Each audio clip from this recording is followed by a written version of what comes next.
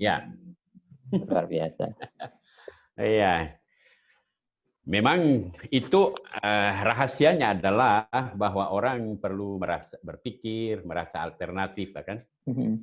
Supaya bisa melihat kalau orang berpikir lurus saja, maka COVID adalah kutukan. Oke. Iya. Jadi kalau salah cara pandang berbahaya bagi tindakan. Iya, orang akan melihat itu tidak ada sesuatu yang bisa terpancar dari sana, terutama hal positif. Positif. Ya, orang melihat itu sebagai kutukan atau apalah macam gitu. Itu apa ya, macam kiamat lah baginya. Ya. Itu yang membuat Pak David sehat selalu sampai sekarang. Tetap cakep ya. Iya, sebenarnya itu. Kita semua rahasianya apa ini? Di tengah COVID kok makin sehat ini?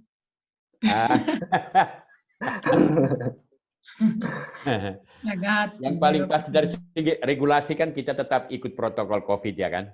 Yes. Iya, regulasi. Mengikuti apa saja yang secara publik itu digelinikan oleh pemerintah harus protokol COVID. Tapi kita sendiri juga, saya kira kita bukan hanya tergantung pada regulasi, tetap kita sendiri punya kewaspadaan agar tidak sampai terjebak dalam apa yang tidak kita harapkan untuk diri kita gitu. Ya. Luar biasa. Gitu ya. Ini nanti makin hangat kalau Pak John bahas dalam sharing-sharing kita sebentar ini. Iya, kita lebih banyak pada sharing begitu ya. Iya betul, Pak. Itu sharing itu dia keluar dari satu kekayaan batin. Bahwa kalau kita teori ya kita bisa belajar di kelas atau apa. Tetapi dalam sharing itu juga bisa membubul keluar teori-teori yang masih masih diingat gitu. Ya itu benar. Kita nanti mulai jam 4 ya, Pak Ter. Ya, enggak apa-apa, jam 4. Ya. Ini beberapa teman masih join, kita ada yang masih kesulitan, kita masih ngurus di tengah. Ya, kita lihat saja teknikal memang kadang-kadang bisa ada hambatan-hambatan masih macam lah. Nampak kalau memang sudah bisa mulai, kalau semua sudah bisa join, kita mulai saja, enggak apa-apa. Oke. Iya. Ya. Jadi hal-hal teknis itu memang sekarang mesti kita pelajari ya, walaupun memang ya ada yang mungkin cepat, ada yang agak lama menyesuaikan, tapi mau tidak mau kita harus bisa menyesuaikan dengan itu, Pak. Iya, dunia kita teknologi komunikasi ini kan membuat kita memang harus lebih banyak menguasai bukan hanya teori tetapi hal-hal praksis ketika kita bisa bersentuhan dengan media-media komunikasi itu. Karena memang selalu ada 4 komponen dalam menulis ya. Pertama itu informasi, penyusunan informasi, kemudian penyebarluasan informasi, kemudian media itu sendiri ya. Ya. 4 komponen itu ya selalu itu satu paket. Jadi kalau orang ngerti teori tapi dia lag di praksis ya parah juga. Betul, Pak. Atau sedikit-sedikit hal-hal dasar teknis dasar itu mungkin harus diketahui, harus diketahui. Bahwa sampai yang detail itu kita bisa bertanya pada orang-orang yang lebih profesional, terutama anak-anak muda sekarang ini memang mereka kuasai baik sekali karena memang itu ranah mereka saat ini ya. Benar, ke dunia mereka. Ya kalau kita suruh mereka untuk ngetik mesin tik mungkin mereka enggak mau. Iya, Pak.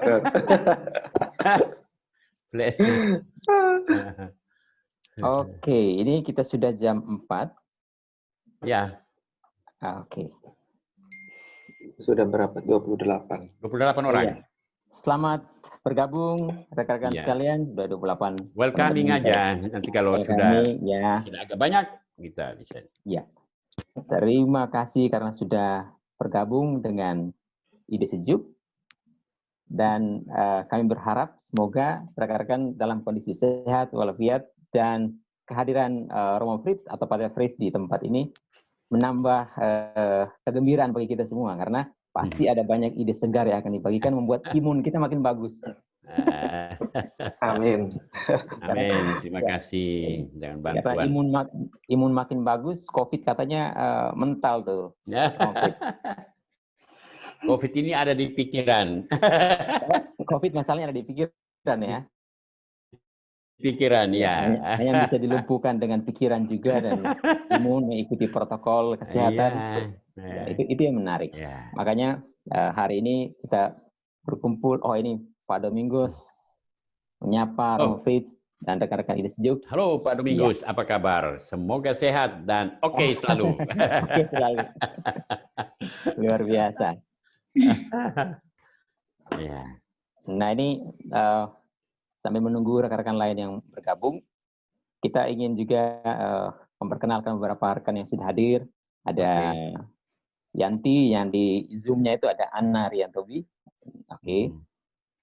Lalu ada Pak John Wolo nanti sebagai moderator. Ada Romo Fritz sebagai narasumber kita. Dan untuk logo Ide Sejuk kita host kita Pak Yohanes. Dia di belakang layar tapi mengatur seluruh sistem Zoom kita. Jadi kalau ada hal-hal teknis kita akan komunikasikan. Jadi beliau yang sebenarnya jiwa kita, nyawa kita tadi. Nyawa. Ini yang mengatur seluruh sistem ini. Itu. Jadi rekan-rekan sekalian, terima kasih sudah bergabung. Hari ini saya mulai sejak karena kita sudah mulai sudah jam 4 lewat. Hari ini kita adakan bincang-bincang dari Romo Fritz terkait dengan rahasia itu tentang menulis buku. Kita mungkin sudah dapat sekian banyak informasi tentang teknik menulis buku dan segala macam, tapi ada hal lain yang perlu kita gali soal kenapa sih ada seorang penulis yang begitu produktif dan bisa menghasilkan sekian banyak buku dalam situasi apapun. Gitu. Ini ada apa ini? Nah itu nanti kita akan gali bersama Romo Fritz, nanti akan dimoderatir oleh Pak John Wolo. Hadir juga di sini nanti Pak Budi dari Pohon Cahaya. Nanti kita akan berikan kesempatan Pak Budi untuk berbicara. Dan Pak John akan memandu juga dari Pohon Cahaya yang menerbitkan buku-buku Romo Fritz. Pak Budi. Terima kasih Pak Budi. Sudah join. Ya. Kalau sudah join, selamat datang. Terima kasih banyak. Ya. Lalu saya perlu memperkenalkan dulu Ide Sejuk. Rekan-rekan mungkin ingin tahu yang sudah pernah ikut ini mungkin sudah tahu, tapi yang belum, kami perlu memperkenalkan bahwa kelompok ini sebetulnya kami dirikan tanggal 2 Juni 2020, jadi belum lama, jadi masih bayi lah istilahnya. Lalu kelompok ini sebetulnya ingin mempertemukan mereka yang mempunyai karya, misalnya sebagai penulis, sebagai penulis, aktivis, mereka yang punya karya, itu supaya bisa membagikan pengalaman di Ide Sejuk. Nah itu kenapa kelompok ini dibentuk. Jadi kita wadah untuk mengapresiasi, sekaligus menyalurkan informasi bagi publik. Jadi tidak hanya menjadi konsumsi orang-orang tertentu, tapi menjadi konsumsi publik. Siapa aja bisa join. Nah jadi kita membuat ilmu menjadi lebih, tidak menjadi milik orang tertentu saja, tapi semua orang boleh mendapat informasi itu. Nah itu, jadi kita membentuk Ide Sejuk. Nah, Ide Sejuk ini ada beberapa tim. Kalau saya sendiri, Bill Halan, di nama saya ada. Saya sebagai editor juga, pimpinan redaksi majalah Warta Flow Mora, juga selain itu saya mengajar di beberapa kampus, di Universitas Ciputra, WM, dan Dharma Cendika. Jadi itu kerja saya selain untuk ngurus Ide Sejuk. Lalu ada Pak Yohanes. Ini Pak Yohanes, saya sudah tanya, kira seperti apa informasi kalau saya jelaskan tentang beliau. Nah, ini informasinya demikian. Jadi Pak Yohanes ini, dia sebagai akuntan. Iya, Pak Yohanes akuntan dan mendirikan kantor jasa akuntan. Ya. Dan yang namanya itu YF Halan. Jadi rekan-rekan yang ingin tahu lebih banyak tentang urusan pajak dan segala macam, itu bisa nanti bisa komunikasi dengan Pak Yohanes. Lalu ada Pak John Wolo yang sekarang akan menjadi moderator. Beliau adalah dosen di beberapa kampus, Universitas Putra, di UM, juga di Ubaya, untuk mata kuliah umum. Lalu sekarang beliau sedang menyelesaikan studi S3 di Universitas Jember. Jadi ini kita berharap urusan-urusan hukum terkait dengan ide sejuk kita bisa ada backup-nya nih. Urusan keuangan Pak Yohanes bisa ngatur lah gitu. Ya, tapi lebih daripada itu kita ingin supaya suasana ini kita hidupi dengan kehangatan, walaupun mungkin ada hal-hal kurang teknis yang mungkin terganggu dalam proses ini, kami sampaikan permohonan maaf bagi rekan-rekan sekalian. Dan sekarang karena sudah banyak yang bergabung, kita langsung berikan kesempatan ke Pak John. Pak John sebagai moderator yang akan mengatur seluruh acara ini. Puisi. Oh, ya, oke. Ya. Nanti sebelum Pak John memulai moderator ini, kami ada seorang tamu dari Malang join juga, namanya Yanti. Di situ ada Anarian Tobi. Sudah kami hubungi, bahkan beliau bersedia untuk membacakan satu puisi dari karya Roman Fritz yang di buku Kasut Lusuh. Jadi kita berikan kesempatan kepada Yanti untuk membacakan, dan kita menikmati puisi itu sebagai ini minum sore kita lah dengan mendengarkan puisi dari Yanti akan membacakan puisi dari Roman Fritz dari Kasut Lusuh. Silakan, waktu dan kesempatan kami berikan. Selamat sore, terima kasih untuk waktunya. Saya akan membacakan puisi dari buku Kasut Lusuh, halaman 138.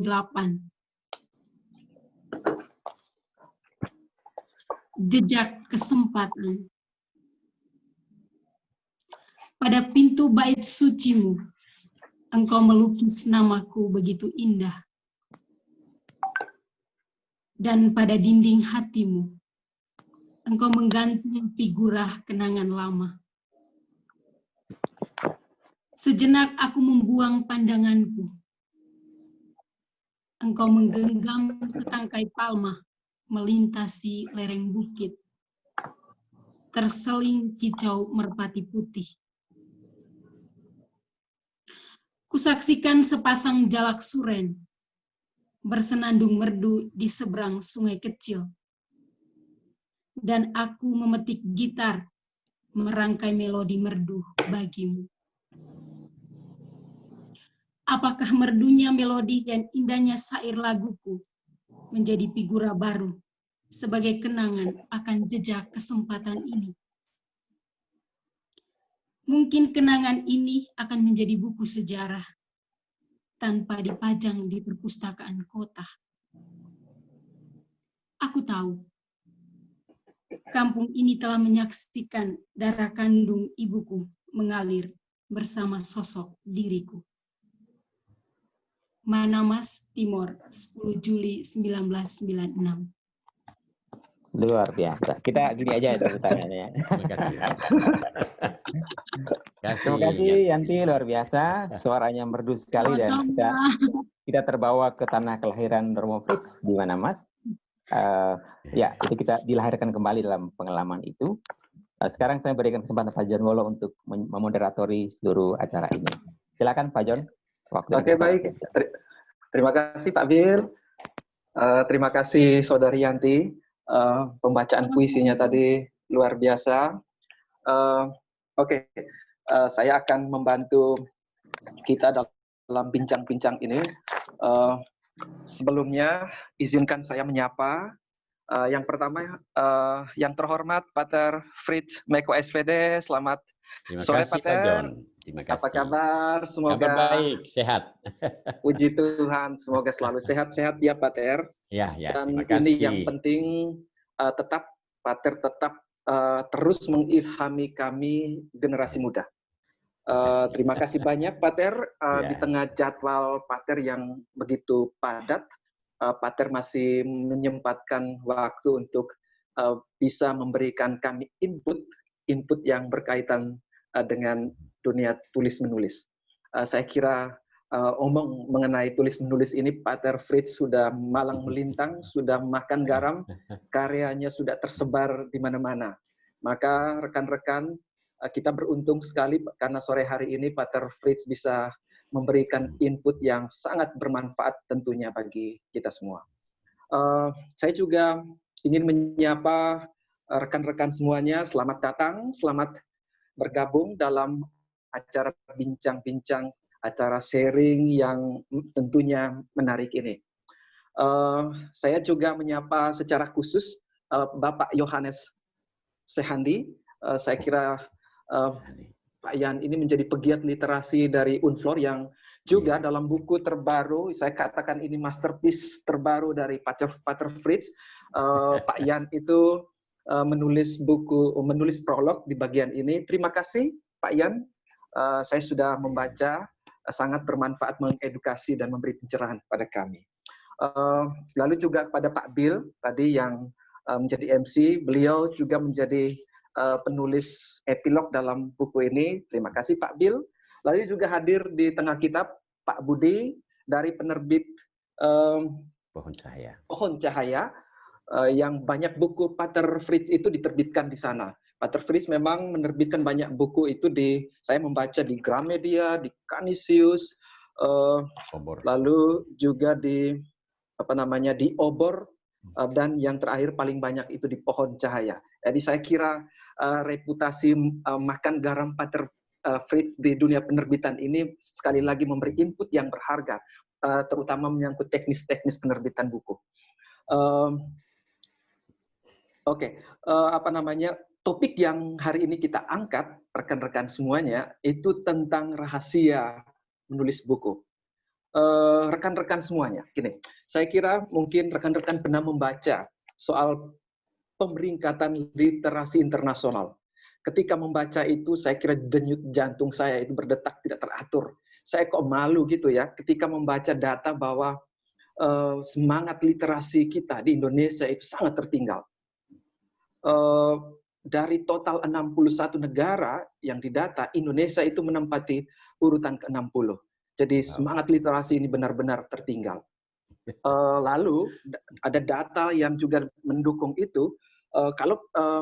Kalau kita misalnya bergabung dalam 1.000 orang penduduk di satu wilayah, hampir dipastikan hanya 1 orang di antara itu yang punya semangat literasi. Karena data menunjukkan kita punya indeks literasi itu hanya 0,001. Indonesia mungkin hanya lebih baik dari Botswana. Yang terakhir itu Botswana. Jadi gini rekan-rekan, saya kira ini yang juga memantik kami komunitas kelompok Ide Sejuk untuk mengadakan bincang-bincang, menghadirkan Pater Fritz, bertujuan untuk mungkin bisa membangkitkan semangat, minat kita belajar dari sharing-sharing Pater Fritz nanti untuk kemudian kita juga bisa keluar dari, saya katakan ini krisis atau darurat literasi. Jadi kita sebagai komunitas bangsa dan juga mungkin komunitas agama bisa berpartisipasi dalam usaha keluar dari krisis atau darurat literasi. Pater Fritz Meko yang hari ini menjadi narasumber kita itu adalah seorang biarawan Serikat Sabda Allah, rekan-rekan, SVD, yang sangat produktif dalam hal tulis-menulis. Saya membaca sedikit CV Pater Fritz Meko. Ada teman-teman saya yang mungkin hari ini baru melihat wajah Pater Fritz, walaupun karyanya mungkin sudah pernah dinikmati. Izinkan saya untuk membaca sekali lagi profil Pater Fritz. Pater Fritz Meko lahir di Manamas, di border Timor Leste, di Indonesia perbatasan. Lalu menyelesaikan studi di S1 di Sekolah Tinggi Filsafat Katolik Ledalerro, lalu juga belajar lanjut komunikasi, ya Pater ya, komunikasi di Kairos, St. Patrick University, itu di Irlandia. Luar biasa Pater. Lalu juga 14 tahun bahkan punya pengalaman bekerja di Kalimantan Tengah. Mungkin saya menduga puisi-puisi yang sangat kaya ini karena berangkat dari pengalaman Pater yang juga sangat luar biasa. saya membaca beberapa karya. Pater sudah menulis 11 buku. Buku terbaru, ini saya bilang masterpiece, ini ada di tangan kami, tangan saya. Ini baru saya dapat, baru minggu ini diterbitkan. Jadi rekan-rekan, saya sudah membaca beberapa dan benar, ini mengilhami, kekuatan, punya energi untuk kita. Kalau rekan-rekan mau ini nanti entah menghubungi kami atau apa, atau kelompok Ide Sejuk. Oke. Saya mau membacakan beberapa karya yang sudah ditulis bagian 11 buku itu berupa refleksi filosofis, sosiologis, spiritual, dan juga menulis buku puisi.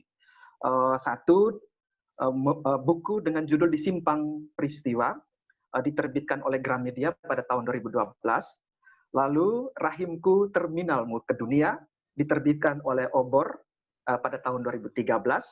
Lalu Biologi Kesempatan, diterbitkan oleh Canisius Yogyakarta tahun 2015.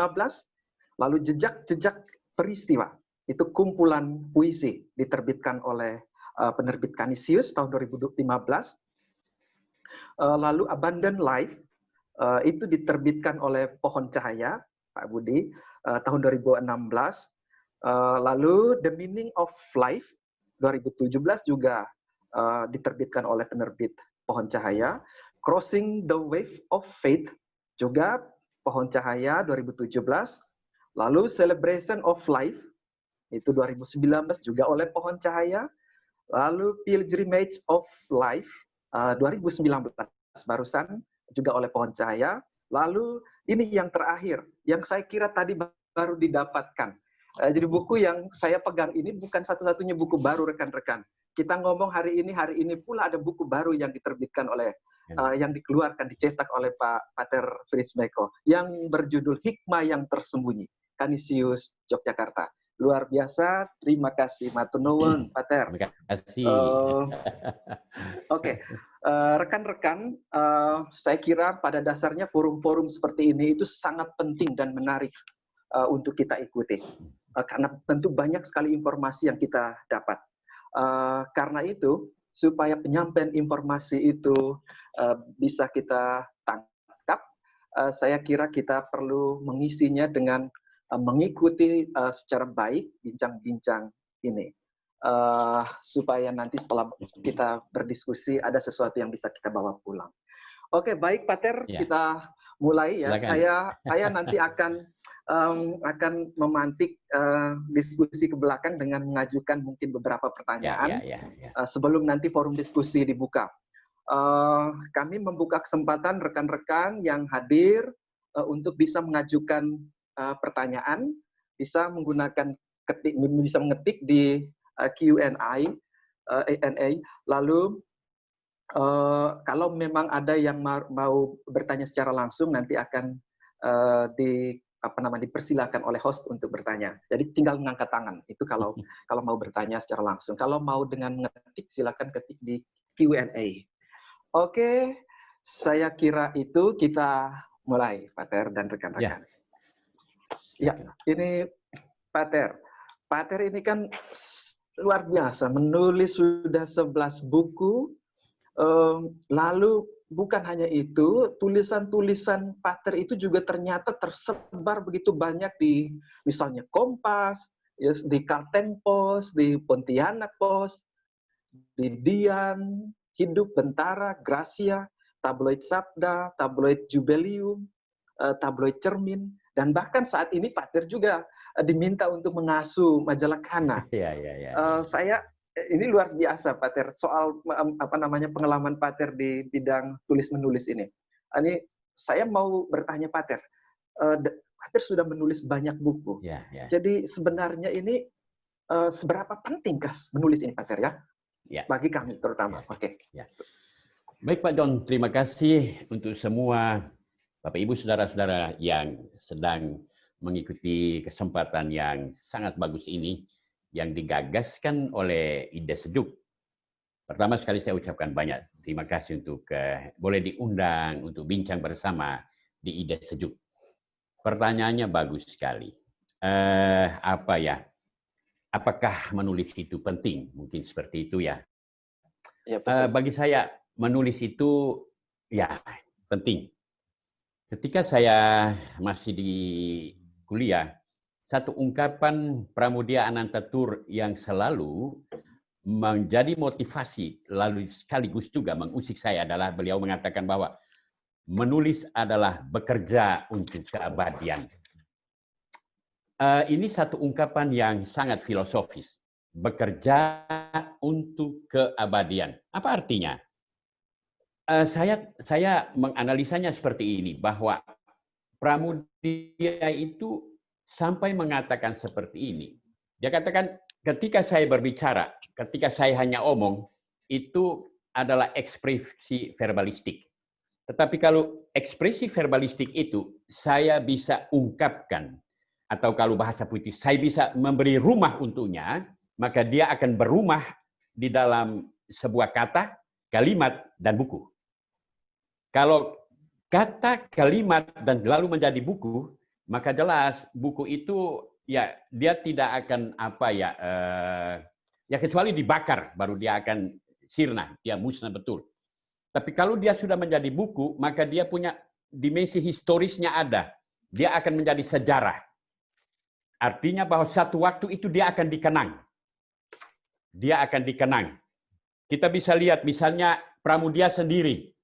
Dia menulis ketika dia masih di Jakarta, lalu kemudian dia di Pulau Buru, dia menulis menghasilkan begitu banyak novel. Misalnya Anak Semua Bangsa, kemudian ini Bumi Manusia, dan seterusnya.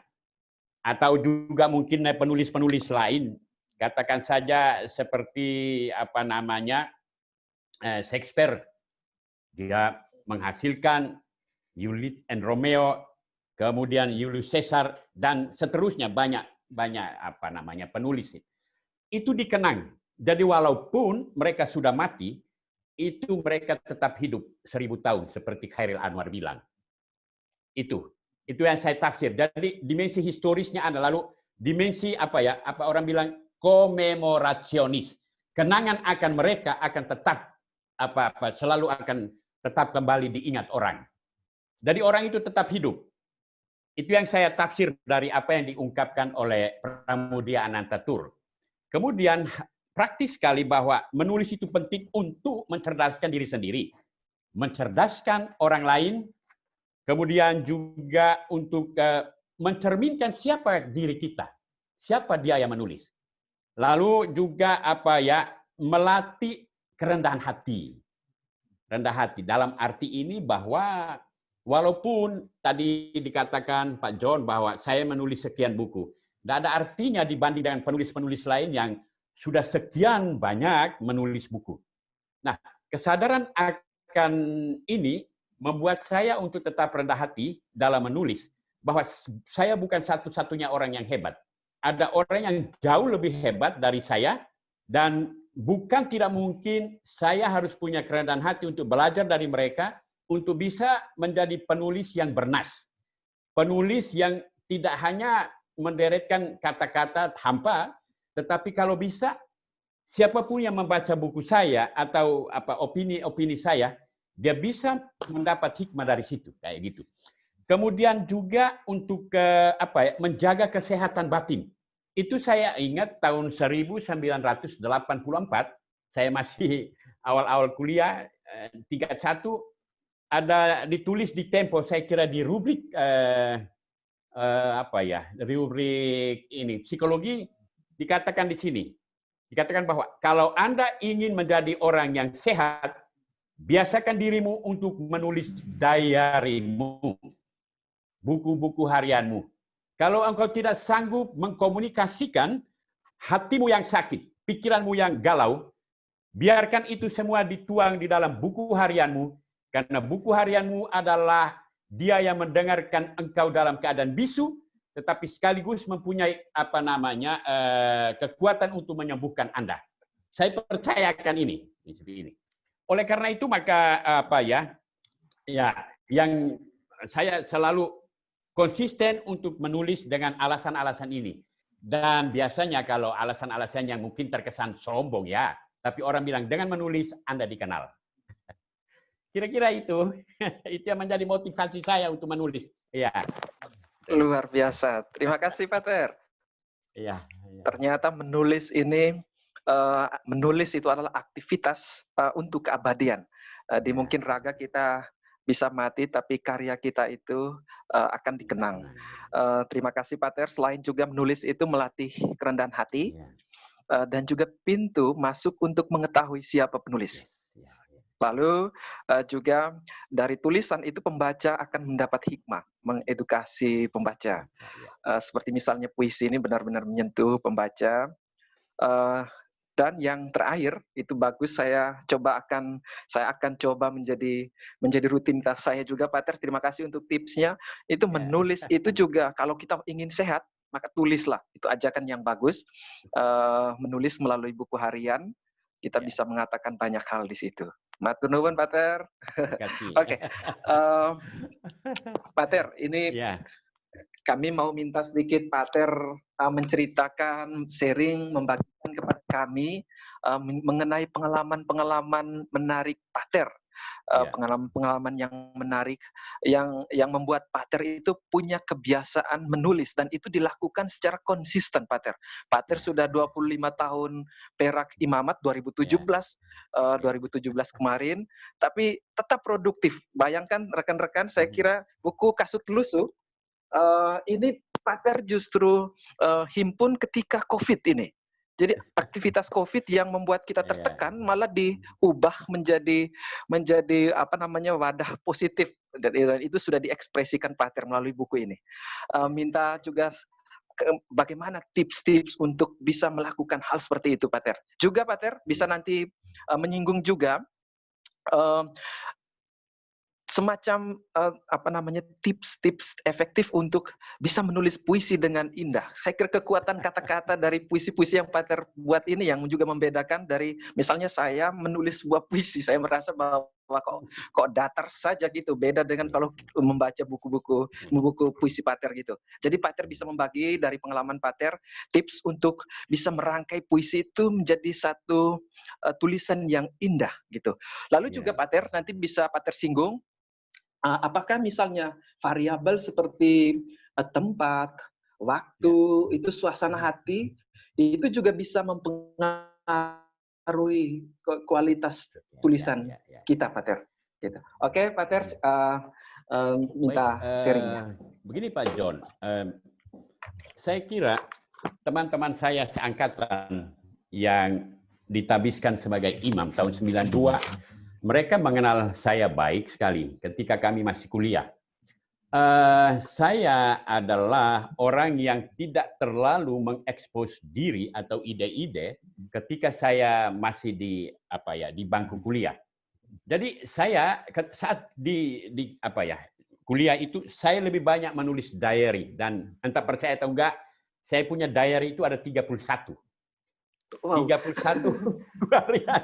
Saya tulis sejak tahun 85 sampai Imam Muda tahun 1995. Ya, jadi tulisan-tulisan saya itu di sana. Mengapa saya tidak pernah tulis di majalah kampus? Karena saya tahu waktu itu saya mengalami musibah. Kepala saya tertitik kelapa, dan saya cukup sulit untuk belajar agar mendapat prestasi ketika ujian dan sebagainya. Itulah, makanya saya itu belajar sendat. Daripada saya sibuk dengan itu, saya lebih banyak membaca saja. Lalu saya menjadikan buku harian saya itu sebagai psikiater untuk menyembuhkan rasa rendah diri saya ketika saya nggak prestasi saat kuliah. Ini musibah yang merampas kemampuan saya ketika saya masih di SMA. Artinya apa? Bahwa ketika saya di SMA, saya bukan orang yang bodoh sekali. Lalu di saat kuliah itulah musibah ini menimpa, maka saya menjadi stuck betul. Untuk itu, maka ketika sekian, katakan saja hampir 7 tahun kuliah itu ya, saya betul-betul tidak pernah expose atau publikasikan ide atau gagasan melalui opini di majalah sekolah, kampus, Fox. Dan ketika saya ditabiskan sekitar tahun 92 lalu 93, saya mulai menulis pertama itu ke Dian. Pak Ian Sahandi beliau adalah orang yang dulu mengasuh rubrik bahasa Indonesia di Dian. Maka beliau itu saya kenal baik, maka saya appreciate betul beliau itu. Konsisten dengan bahasa sampai sekarang. Begitu Pak Ian Sahandi. Karena itu maka saya mulai di Dian. Setelah saya di Kalimantan, saya mulai menulis ke majalah Hidup, lalu ke Kompas, lalu saya mulai di rubrik penulis tetap di Kalteng Post, opini. Hampir setiap minggu saya keluar di sana. Kemudian di beberapa tabloid seperti yang tadi disebutkan, lalu di Pontianak Post. Ini saya temukan ini, saya harus bilang, ketika saya menulis di diary itu saya menciptakan satu bentuk satu bentuk habit. Habit yang memiliki satu proses habitualisasi. Proses pembiasaan yang menyembuhkan batin saya, pikiran saya, kemudian menciptakan optimisme untuk melihat bahwa saya mampu. Saya harus keluar dari cara berpikir pesimis ketika saya merasa bahwa saya pernah ditindih kelapa, mau mati, prestasi saya menurun. Tidak bisa. Saya lebih besar dari tantangan itu, saya harus berjuang untuk mampu.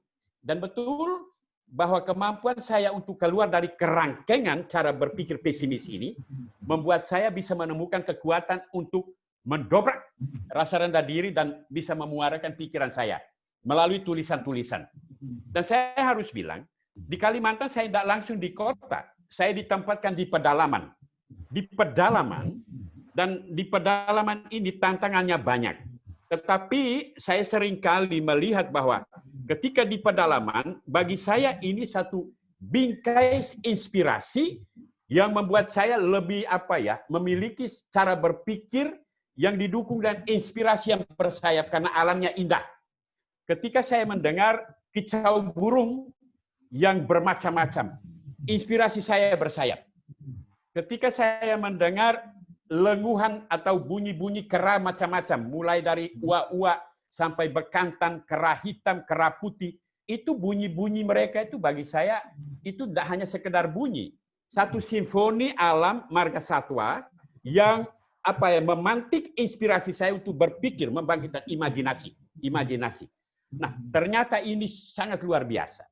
Jadi alam lingkungan itu kalau dimaknai, ternyata di situ itu banyak nilai yang boleh bilang ada di dalam. Kalau dibawa dalam satu sikap kontemplasi, merenungkan, maka itu akan membantu kita untuk bisa melukiskannya melalui sebuah tulisan. Entah itu opini atau apa saja feature atau kemudian ini prosa. Entah itu prosa lirik, prosa liris, terserah. Itu kira-kira. Jadi bagi saya lingkungan sangat ini. Lalu kemudian proses pembiasaan. Proses pembiasaan yang saya maksudkan di sini adalah terus-menerus melakukan hal yang sama untuk nanti menciptakan peradaban pikiran, peradaban diri.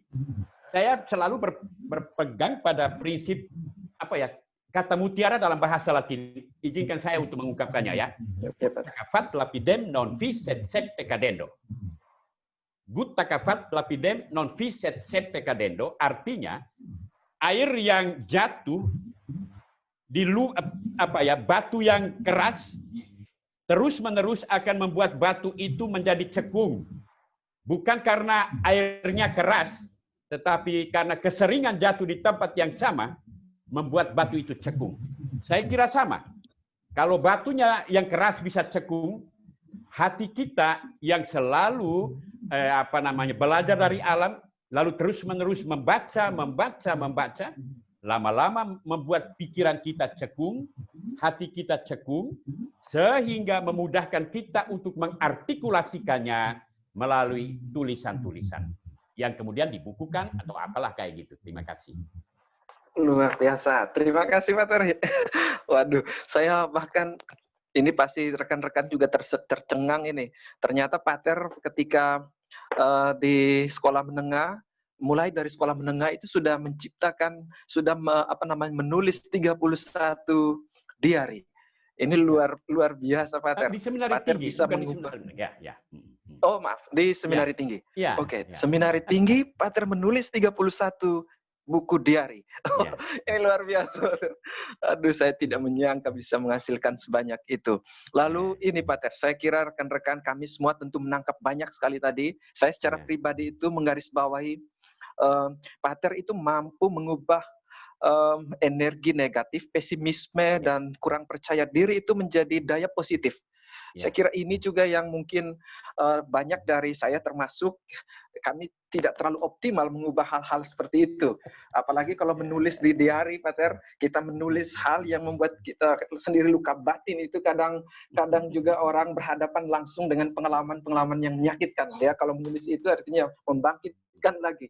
Tapi ini luar biasa, Pater mengajak kami untuk konsisten seperti butiran air yang kalau terus-menerus jatuh, sekalipun batu itu keras, dia akan lengkung karena konsistensi butiran-butiran itu, bukan karena airnya yang kuat. Terima kasih, Pater. Oke. Baik, kita lanjut ya, Pater ya. Silakan. Ini, Pater, saya satu pengagum juga. Pater sering membuat tulisan-tulisan yang juga sangat positif. Ini sekali lagi, memang yang Pater ngomong hari ini juga sering itu menjadi hidup Pater, juga termasuk di media sosial. Saya membaca tulisan-tulisan Pater di Facebook itu selalu bernuansa inspiratif, positif. Mungkin mau mengajak kami, saya dari pembicaraan hari ini akhirnya menangkap. Ternyata Pater juga mau mengajak kami untuk mengubah pesimisme dan kurang percaya diri itu menjadi daya positif bagi kami. Oke, terima kasih.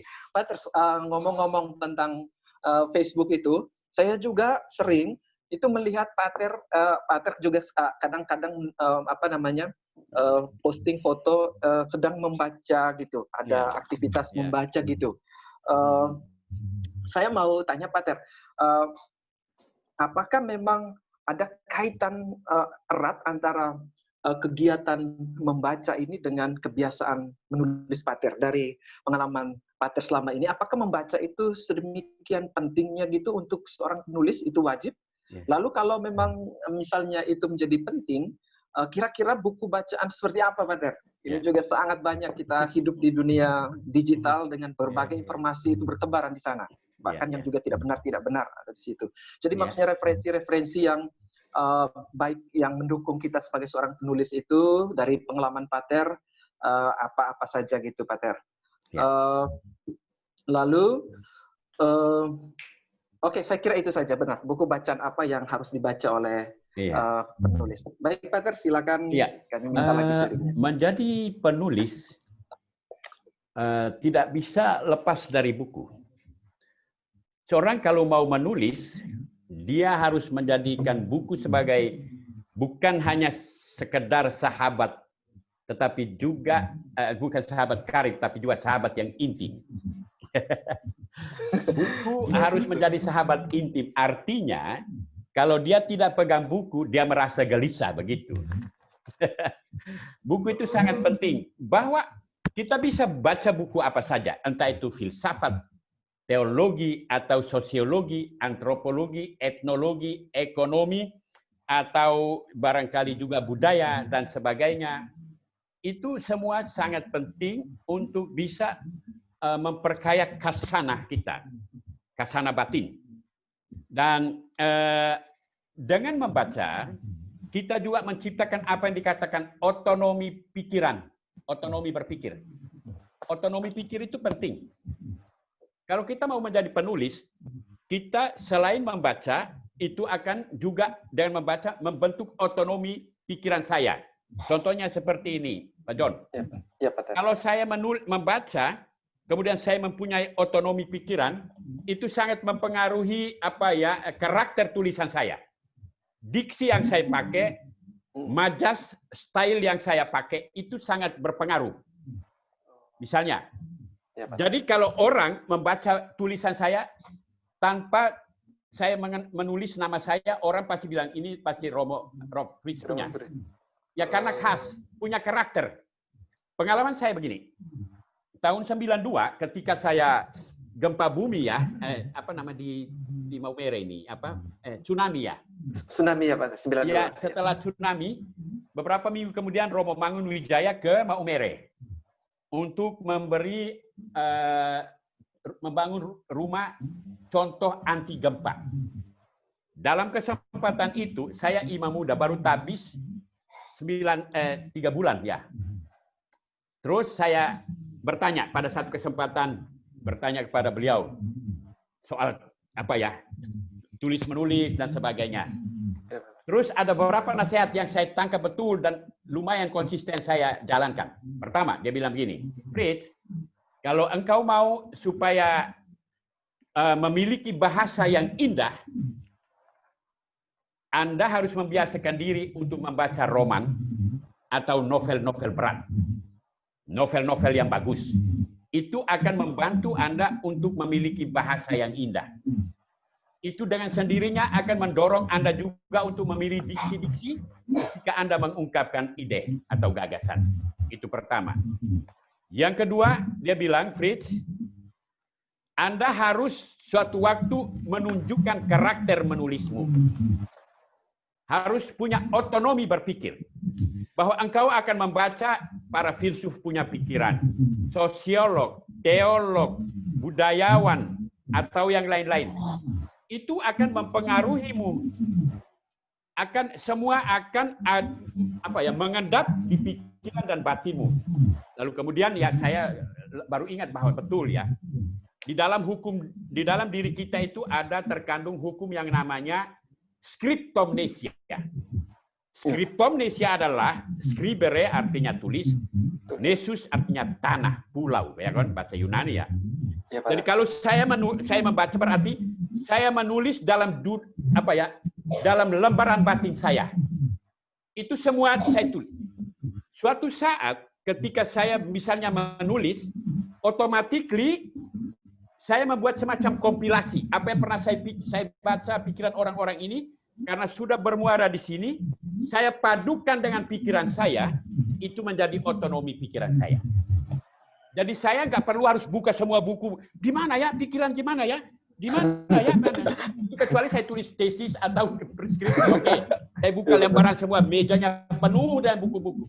Tapi kalau saya baca banyak, dengan mengandalkan hukum scriptomnesia, maka otomatically ketika saya menulis, itu semacam kompilasi otomatically antara apa yang pernah saya baca dengan pikiran saya, otonomi pikiran saya. Otomatis itu saya punya.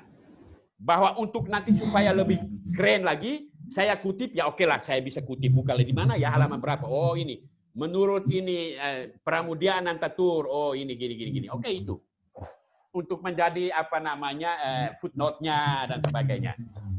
Dan itu yang saya lihat bahwa membaca itu mutlak perlu untuk bisa mendukung potensi menulis. Sehingga kita menulis bukan menjadi sumber yang kering, tapi sumber yang membual. Karena memang kita menulis dari apa yang kita miliki, bukan apa yang kita paksakan untuk dimiliki. Enggak, kita sudah punya kok. Itu kira-kira. Luar biasa, Pater. Ya. Inspirasinya.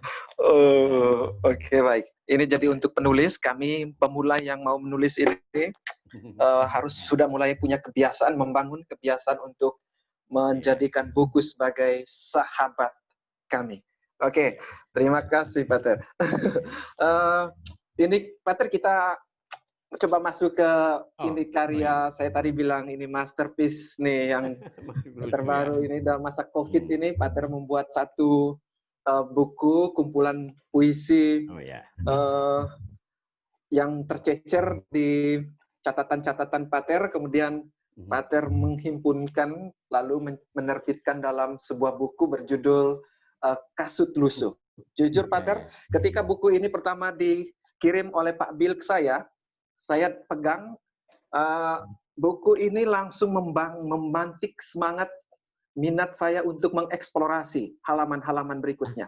Karena tampilan ini wajah, ini buku cover dan juga pilihan judulnya ini menjadi mencerminkan menurut saya, mencerminkan isi dari buku ini. Jadi memantik saya untuk mengeksplor halaman-halaman. Saya minta Pater sharing sedikit saja, Pater. Ini kenapa sih Pater memilih buku ini dengan judul Kasut Lusuh? Lalu gambarnya ini menarik, Pater. Ini saya mengingat ke seperti misionaris dulu, misionaris dari luar yang datang dengan sepatu tua seperti ini, Pater. Bekas pakai ini lambang pengembaraan yang panjang. Kenapa Pater memilih kasut lusuh, lalu dengan gambar seperti ini, kasut bekas ini? Minta bocorannya, Pater, jangan semua. Nanti kami kalau sudah dapat semua nanti bisa tidak membaca atau tidak membelinya. Pater memberikan bocoran. Sejenak aja ya. Iya, begini, Pak John. Saya melihat begini ya, COVID ini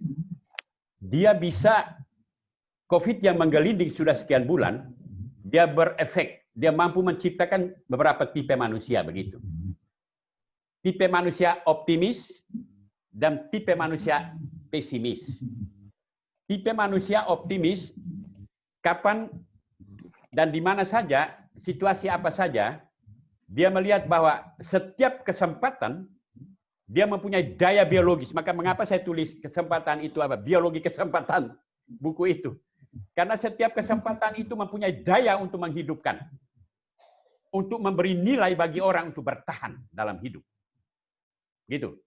Jadi daripada merasa bahwa COVID ini adalah hari kiamat bagi saya, bagi kita, atau COVID ini adalah satu momen kutuk, mending kita mencoba untuk melihat bahwa bertanya, mungkinkah di balik COVID ini ada sesuatu yang bisa dieksplor, bisa dibuat untuk bisa dilihat, atau bahasa yang lebih ini adalah mungkinkah bisa dikulminasi enggak realitas COVID yang mempunyai nuansa kutuk ini, karena banyak orang mati dan sebagainya. Mungkinkah?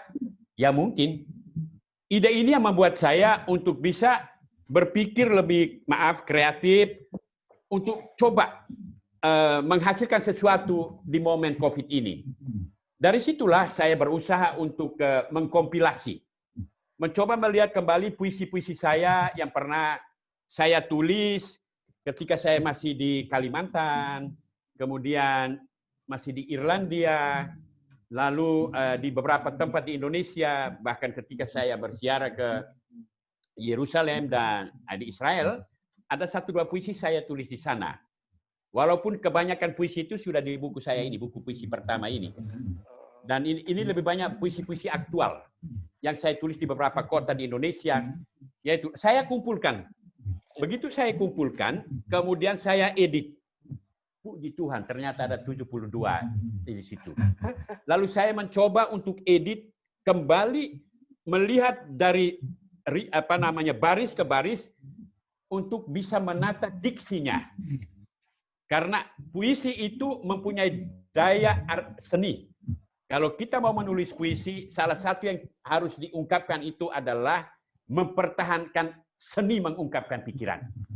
Sebagaimana, kebetulan saya juga komposer, kalau saya menulis lagu, saya tidak hanya sekedar menulis, tetapi saya harus mempunyai daya paham tentang harmonisasi, kemudian menulis sebuah lagu, tidak hanya menderetkan nada-nada saja dan oktav dan sekian, tetapi saya harus mampu menciptakan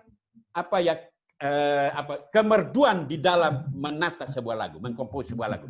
Jadi orang dengar lagu saya itu bukan hanya sekedar bunyi, tapi merdunya itu di situ adalah jiwa dari seni, kemerduan. Nah sama, kalau saya mau menulis puisi, maka saya harus memperhatikan diksinya sedemikian rupa, karena itu adalah jiwa dari sebuah puisi. Kalau diksinya baik, maka pasti bagus. Kemudian saya mencoba menentukan judulnya. My goodness, saya cari kira-kira 5 judul saya bongkar pasang lagi tuh. Terakhir tertambat di sini, Kasut Lusuh. Mengapa saya memberi judul Kasut Lusuh? Karena menurut saya ini adalah pungutan-pungutan dari puisi-puisi yang sudah lampau dan kemudian yang sekarang.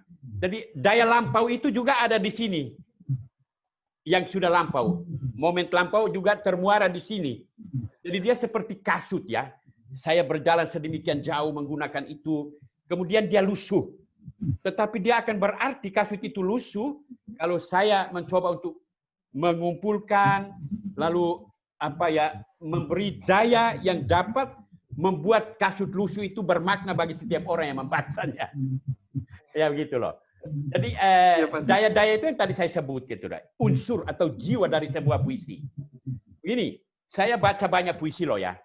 Entah itu ketika saya cerita bahwa puisi itu saya persembahkan kepada teman saya, seorang penyair jalanan di kota Dublin, namanya Pat Ingoldsby.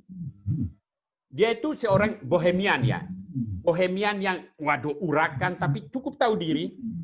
Setiap kali saya kalau ke Dublin, kota Dublin, saya selalu bertemu karena saya tinggal 22 km jauh di luar kota Dublin. Saya di kota kecil namanya Maynooth. Saya ke sini, saya ketemu. Habiskan waktu di sini, sering di jalan, kami 2 minum bir. Tapi my goodness, dia itu badannya saya nggak mampu karena bau sekali. Tapi bagi saya baunya itu tidak menghalangi saya untuk mendekati dia agar bisa mengambil ilmunya. Nah, disitulah saya belajar bagaimana menemukan jiwa dari puisi yang dia tulis di dalam bukunya yang ini. Dari situ juga saya membaca buku-buku puisi. Saya menemukan bahwa ada puisi yang kita baca kering sekali. Saya nggak tahu. Jadi seperti nggak ada jiwanya. Itu hanya penderetan huruf-huruf yang menurut saya nggak punya jiwa. Sebuah puisi itu dia akan punya jiwa kalau disertai dengan satu kontemplasi dan juga pemilihan diksi yang mendukung jiwa dari puisi. Puisi itu sehingga dia menemukan dayanya. Jiwanya ada. Ya itu. Kira-kira itu. Terima kasih Pater. Ini Pater menulis, saya membaca puisi Pater ini, hampir setiap tempat yang Pater kunjungi itu ada jejak yang Pater tinggalkan. Pater tinggalkan dalam bentuk puisi-puisi. Pater betul memaknai tempat-tempat yang Pater singgahi. Seperti tadi Pater bilang, kasut lusuh. Kalau jejak itu tidak ditinggalkan, maka dia tidak punya makna untuk kita dan juga orang tidak akan mengetahui, tidak teredukasi dan tidak akan mendapat sesuatu dari pengalaman kita. Terima kasih Pater. Sebelum mungkin kita nanti jeda sebentar untuk sharing sedikit dari dari Pak Budi, penerbit Cahaya Pohon Cahaya. Saya mau minta Pater bongkar sedikit untuk hal teknis Pater ini. Ini misalnya saya ada teman-teman yang katanya mereka sudah punya naskah-naskah kasar gitu Pater. Tapi mereka terkendala karena tidak tahu naskah itu mau diterbitkan dengan cara seperti apa gitu Pater. Jadi menyangkut hal-hal teknis gitu Pater. Saya minta bocoran dari pengalaman Pater menulis dan kemudian menerbitkan ke beberapa penerbit bereputasi, Gramedia, lalu Obor, Canisius. Ini menjadi representasi, dan juga Pohon Cahaya menjadi representasi dari penerbit-penerbit yang ada di Indonesia. Pater mungkin bisa memberikan bocoran, sharing proses yang harus seorang penulis itu lalui dalam menerbitkan sebuah buku Pater. Misalnya mulai dari tahap persiapan naskah sampai dengan masuk ke dapur penerbit itu Pater. Sharing-sharing teknis itu untuk kami. Silakan Pater. Baik, terima kasih Pak John. Pertama sekali ketika saya menerbitkan buku Disimpan Peristiwa di Gramedia Pustaka Utama, itu saya boleh bilang itu bermodalkan keberanian dan kepercayaan diri. Karena saya tidak kenal siapa-siapa di Gramedia Pustaka Utama, apalagi langsung di Pustaka Utamanya. Itu menurut saya. Jadi ketika saya terbitkan di situ, banyak temanku heran. Gimana caranya kau bisa masuk di Gramedia Pustaka Utama? Itu kan orang punya image itu, masuk di situ kan mesti profesor-profesor, orang yang hebat, jago, orang-orang penulis senior. Saya ini kan penulis ikan teri gitu. Penulis yang baru mulai merangkak, tapi saya masuk di situ. Nah itu saat itu saya kira 2 tahun sebelumnya saya pernah ke Palmerah Selatan di redaksi Kompas. Saya bertemu dengan seorang yang kebetulan dari Gramedia. cerita-cerita, kemudian kita tukaran apa namanya nomor handphone. Nah, ketika saya menulis buku ini dalam draft, kemudian saya itu jujur ya, saya periksa ulang-ulang. Kadang-kadang saya tidur itu bisa bangun lagi, saya nggak puas. Saya kalau mau di Gramedia mesti mantap betul, harus stop gitu loh. Jadi itu saya bangun, saya coret-coret apa segala macam, editnya ulang-ulang. Ketika sekian banyak ya saya edit dan selesai, saya kok percaya diri gitu. Saya yakin bahwa kalau memang keberanian saya ini ditopang oleh Tuhan, maka saya yakin saya tembus di sana. Sudah, saya kontak temanku ini. Tapi saya sudah persiapkan bagus. Saya menulis baik sekali dari segi sudah bagaimana kerangkanya, edit dan sebagainya. Lalu saya komunikasikan ke sana, dia bilang silakan kirim ke sini Romo, nanti kami lihat, kami redaktur akan pelajari. Ya sudah, saya kirim ke sana dengan begitu berani. Lalu kemudian 2 minggu kemudian, 2 minggu lewatlah, ada SMS bahwa naskah Romo kami siap untuk terbitkan. Wah, my goodness, saya tidak bayangkan kok bisa ya. Jadi sudah akhirnya mulai diberikan kontrak ya. Kontrak bagaimana, apakah diberi tawaran, apakah Romo bayar semuanya, kami hanya cetak, atau sistem royalti gitu loh. Saya kan tidak ada uang. Ya, ya sudahlah, royalti saja. Sistem royalti, jadi mereka cetak kalau nggak salah ya 1.000 cetak pertama atau 2.000 gitu, 2.000. Lalu kemudian buku itu dicetak 2 kali lagi, mungkin karena memang cukup laris gitu loh. Iya, betul. 2 kali. Jadi saya dapat royalti, sistem royalti. Dan hebatnya setiap kali kalau ada cetak ulang atau penjualan, untungnya selalu diinformasikan ke saya. Itu semua percetakan selalu menjaga itu kredibilitas mereka. Mereka konsisten, entah itu Gramedia, Obor, Canisius, kemudian Pohon Cahaya, itu betul konsisten. Mereka betul-betul etika penerbitan itu betul dipegang. Jadi bagi saya itu hal penting adalah membangun relasi dengan pihak di sana. Tetapi kita yakin yang kita mau terbitkan itu betul-betul kita harus siapkan baik supaya redaktur itu tidak menolaknya. Karena begini, saya pengalaman, saya nggak usah sebut penerbit mana. Satu kali saya kirim buku saya nggak usah sebut. Lalu mereka katakan, Romo, ini harus antri sekian bulan dulu. Kira-kira 7 bulan, 8 bulan, bahkan bisa 1 tahun. Terlalu lama. Tetapi oke lah, saya bilang, baiklah. Tetapi kemudian mereka baca, lalu tiba-tiba mereka dipercepat. Dalam tempo 1 bulan diterbitkan. Saya bilang, loh kok diterbitkan? Dia bilang, ya kami pikir ini akan meraup pasar, ya kan? Pasti akan bagus, jadi kami dahulukan. Gitu. Jadi mereka juga perhitungkan pangsa pasar ternyata. Pak Budi yang akan jelaskan itu lebih bagus, lebih rinci gitu. Terima kasih.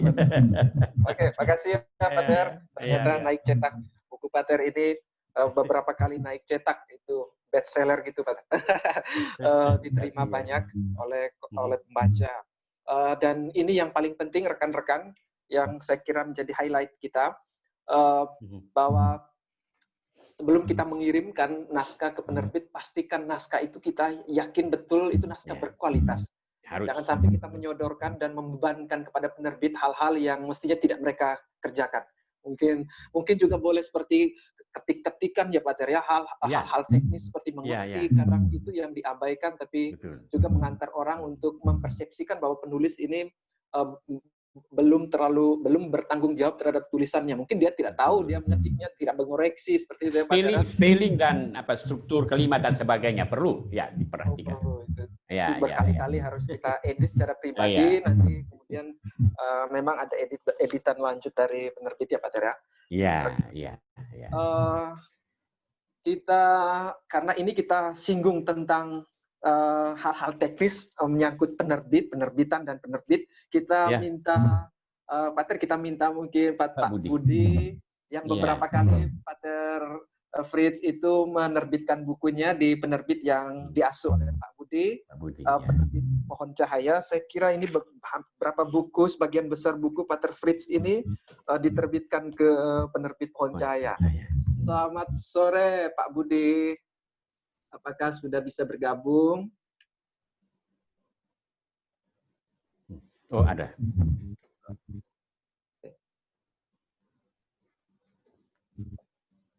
Halo, Pak Budi.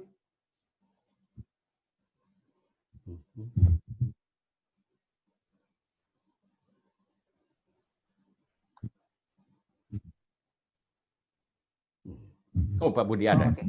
Oke, baik. Selamat sore Pak Budi Santoso. Mic-nya Pak masih di mute. Mute. Oke. Terima kasih Pak Budi. Ini Pak Budi sudah berpartisipasi, bergabung di bincang-bincang tentang rahasia menulis sore ini bersama Pater Fritz Meko. Ini penerbit yang Bapak asuh ini, kebetulan sangat banyak buku Pater Fritz yang diterbitkan di situ. Tadi Pater Fritz sudah membongkar sebagian rahasia bagaimana proses menerbitkan sebuah buku.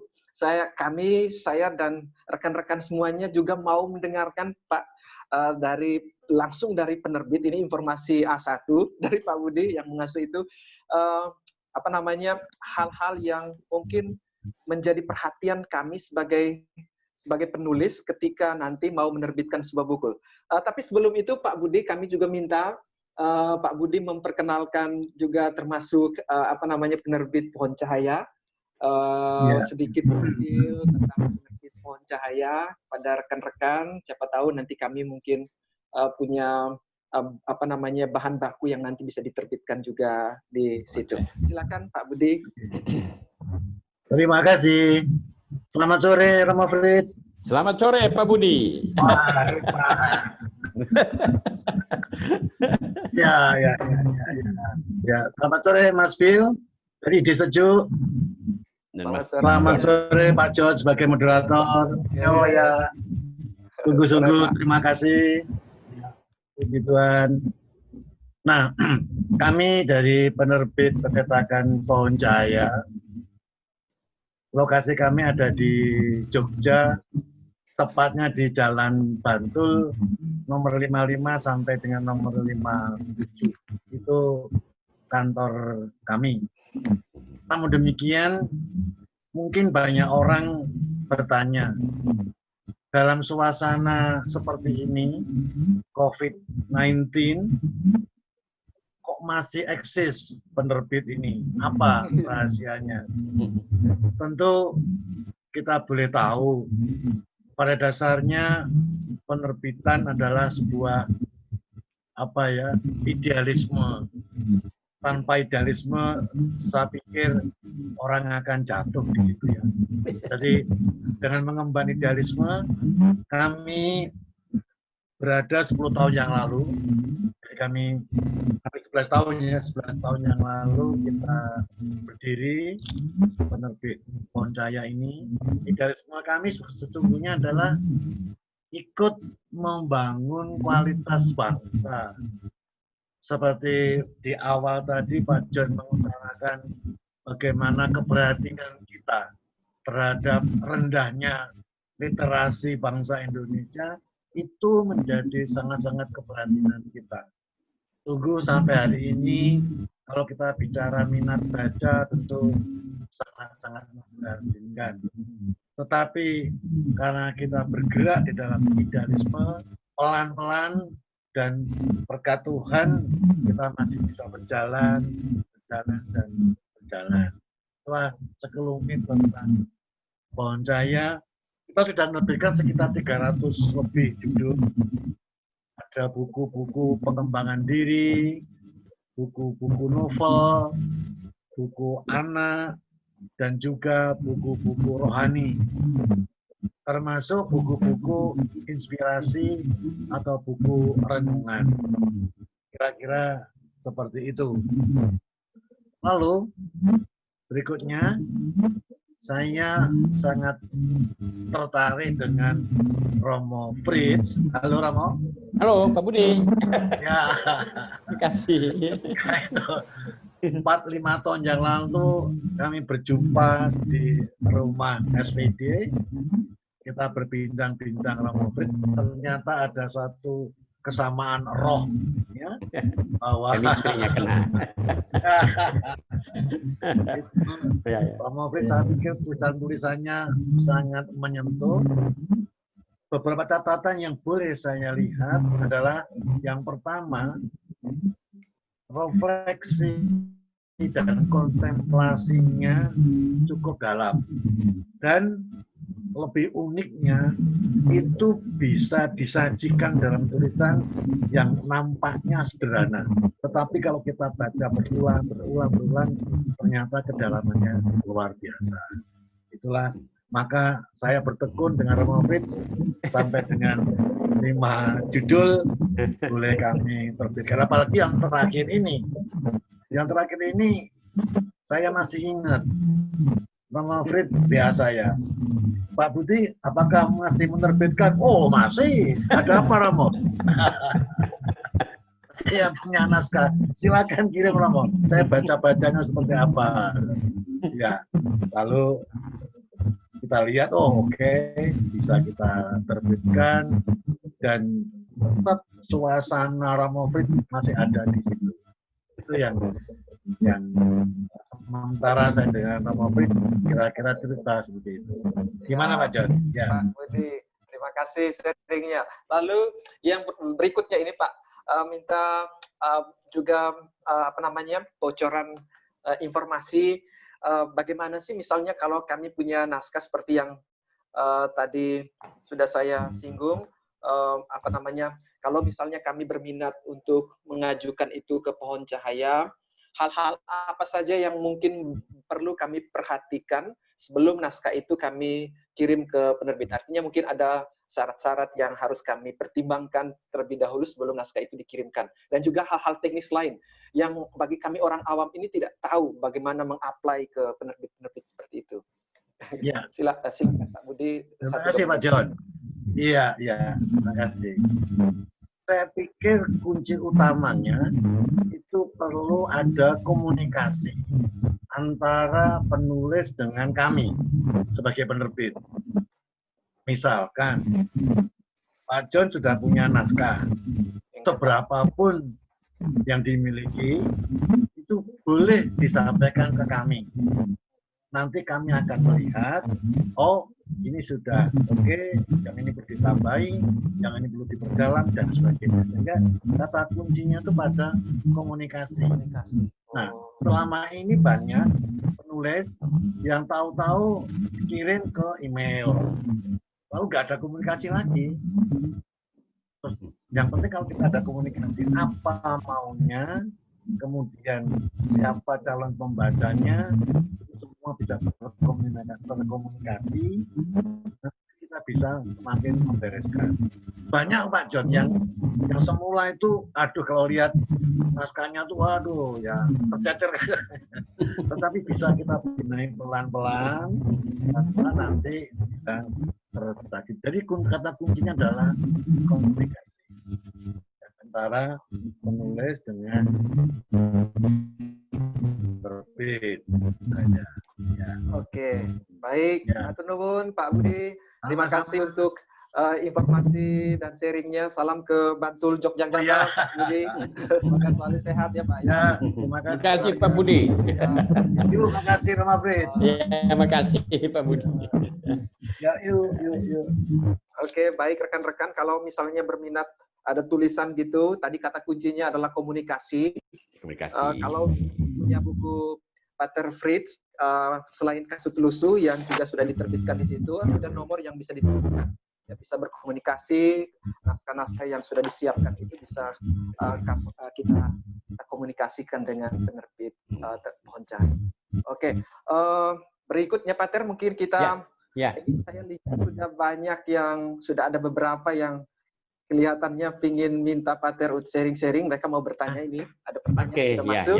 Ya. Silakan.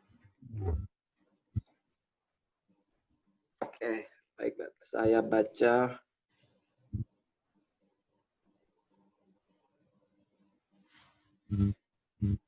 Oh, maaf. Bisa di-share di sini. Oh ya.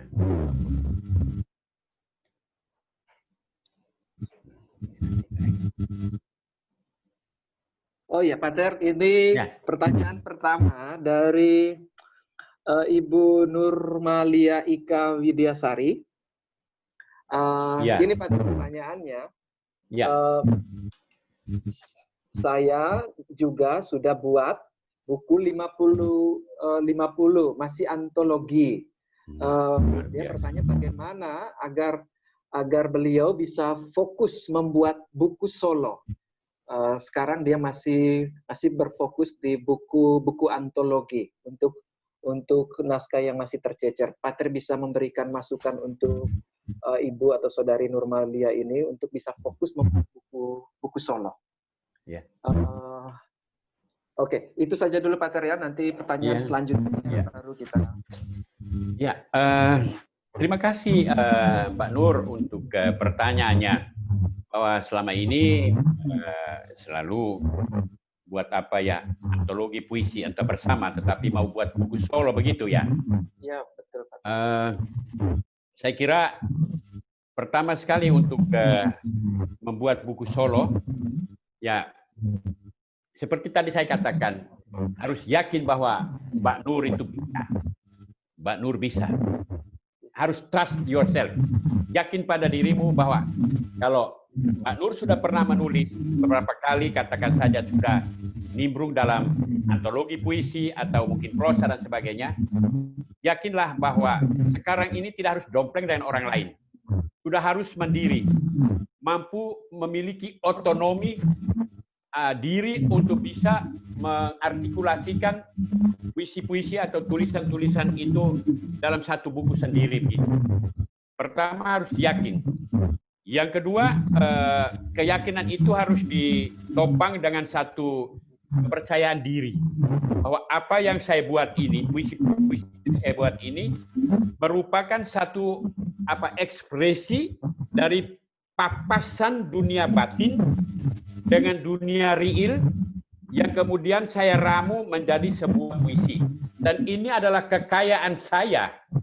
Karena itu maka saya yakin kekayaan yang saya ingin share itu jelas pasti diapresiasi oleh orang.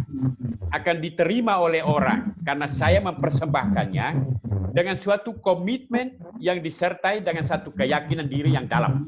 Kalau itu bisa dibuat, Mbak Nur tidak usah merasa kecil hati dong. Mbak Nur harus maju. Sudah saatnya Mbak Nur harus tampil dengan buku-buku solo yang tentunya akan memukau. Saya yakin sih, pasti. Kira-kira itu ya Mbak Nur ya. Tidak usah kecil hati, optimis. Mbak Nur bisa kok. Terima kasih. Baik, terima kasih. Ini ada ucapan terima kasih dari Bu Mbak Nur untuk Pater Fritz. Terima kasih untuk jawabannya. Ya, makasih.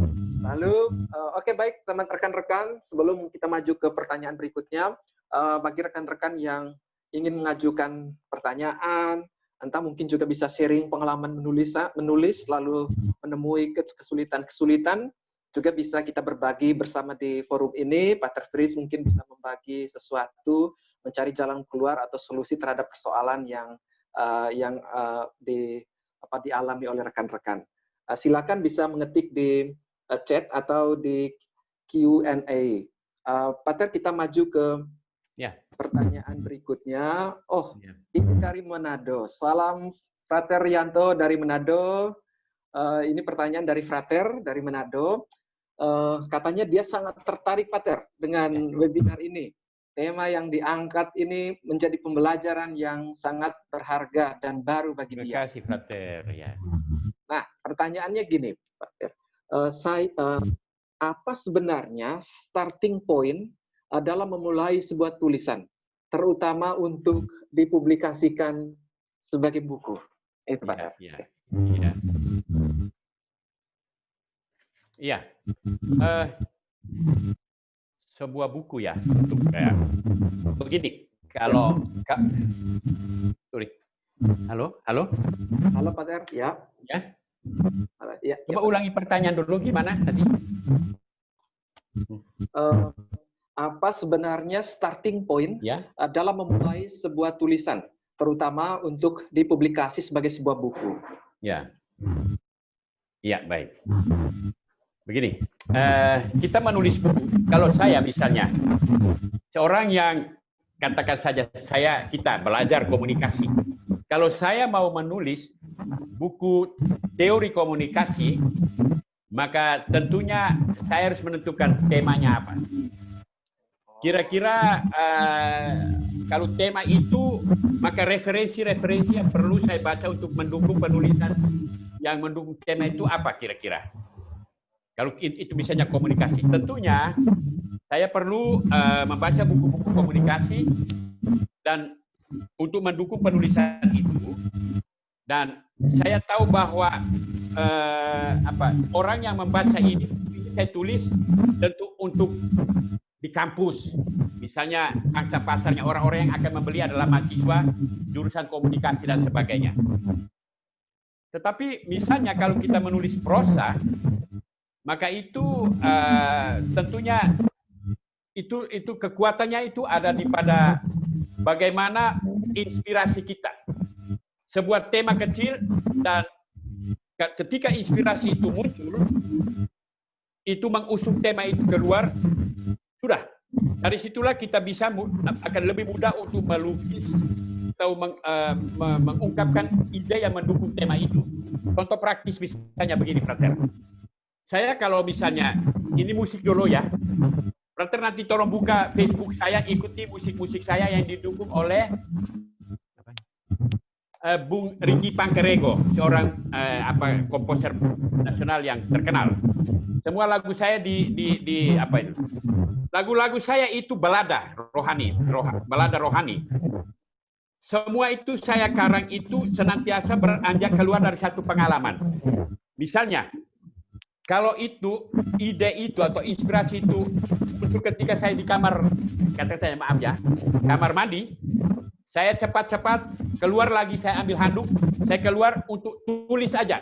Misalnya sol, mi do si la, mi fa sol la do si la sol si la. Cukup itu aja.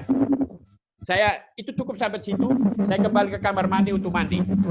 Sepotong ide ini akan membantu saya untuk membuat sebuah lagu yang nanti utuh dengan harmonisasi yang bisa dipertanggungjawabkan. Sekali lagi, Frater bisa buka nanti di Facebook saya. Lagu itu dinyanyikan oleh Victor Huta Barat. Lagunya namanya Kembara, misalnya. Itu saya tulis ketika orang Madura dengan orang Dayak itu berkelahi. Tragedi Sampit. Nah itu. Kemudian ketika recording saya minta Victor yang nyanyikan. Hal yang sama dengan kalau menulis prosa gitu. Prosa dengan banyak judul di dalam situ atau satu cerpen atau apa. Itu ide pokok itu adalah itu yang harus dipegang. Itu akan memudahkan kita untuk mengembangkan tulisan kita. Nah, saya kutip lagi penulis itu pergolakan pemikiran Islam. Ahmad Wahid, dia bilang begini. Ketika inspirasi datang, itu sama dengan kuda liar yang datang menampakkan diri kepadamu. Engkau harus berusaha untuk tangkap kuda liar itu. Dan kalau kau sudah tangkap, itu akan mampu membuat Anda bisa menjelajah semua tempat dengan itu. Itu inspirasi. Tapi kalau kau tidak tangkap, dia lari, dia tidak akan kembali lagi. Kalau dia kembali lagi, wajahnya atau bentuknya sudah beda. Itu maksudnya. Jadi, poin yang muncul di sini, itu yang harus dikejar. Itu akan membantu untuk merumuskan tulisan itu secara bagus. Kalau itu dibuat terus-terus, lama-lama dia bentuk satu buku, Frater, ayo silakan terbitkan, pasti bagus. Terima kasih, kira-kira itu jawaban saya. Ya. Terima kasih, Frater. Frater, sangat jelas tadi. Semoga bisa membantu Frater untuk membuat publikasi buku. Kami menunggu Frater. Ada karya, nanti jangan lupa infokan ke Ide Sejuk, ke Pater Fritz. Bincang-bincang kita hari ini ada hasilnya dan kami juga senang sekali kalau bisa menikmati itu. Frater, salam ke Manado. Semoga selalu sehat. Terima kasih, Frater.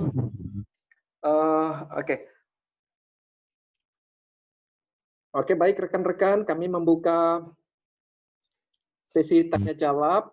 Silakan bagi rekan-rekan yang mau bertanya, silakan boleh mengetik di Q&A atau di chat juga dipersilakan. Sebelum Pater kita maju, ini sudah tidak terasa ya dari tadi ini. Saya sepertinya barusan ini ternyata waktu berlalu begitu cepat dan kami tidak menyangka ya begini karena banyak sekali informasi yang bagus. Rekan-rekan, kami infokan ini kan buku baru.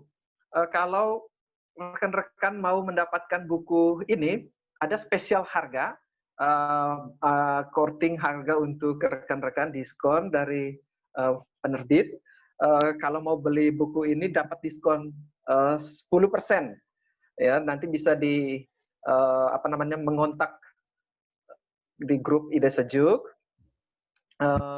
Nanti kami bisa melayani rekan-rekan semuanya. Mungkin dari Manado, dari Sumatera. Saya lihat peserta diskusi ini beragam, Pater, dari semua penjuru Bhinneka. Kita Bhinneka Tunggal Ika dengan tujuan yang sama untuk punya kemampuan menulis yang baik gitu. Oke, baik.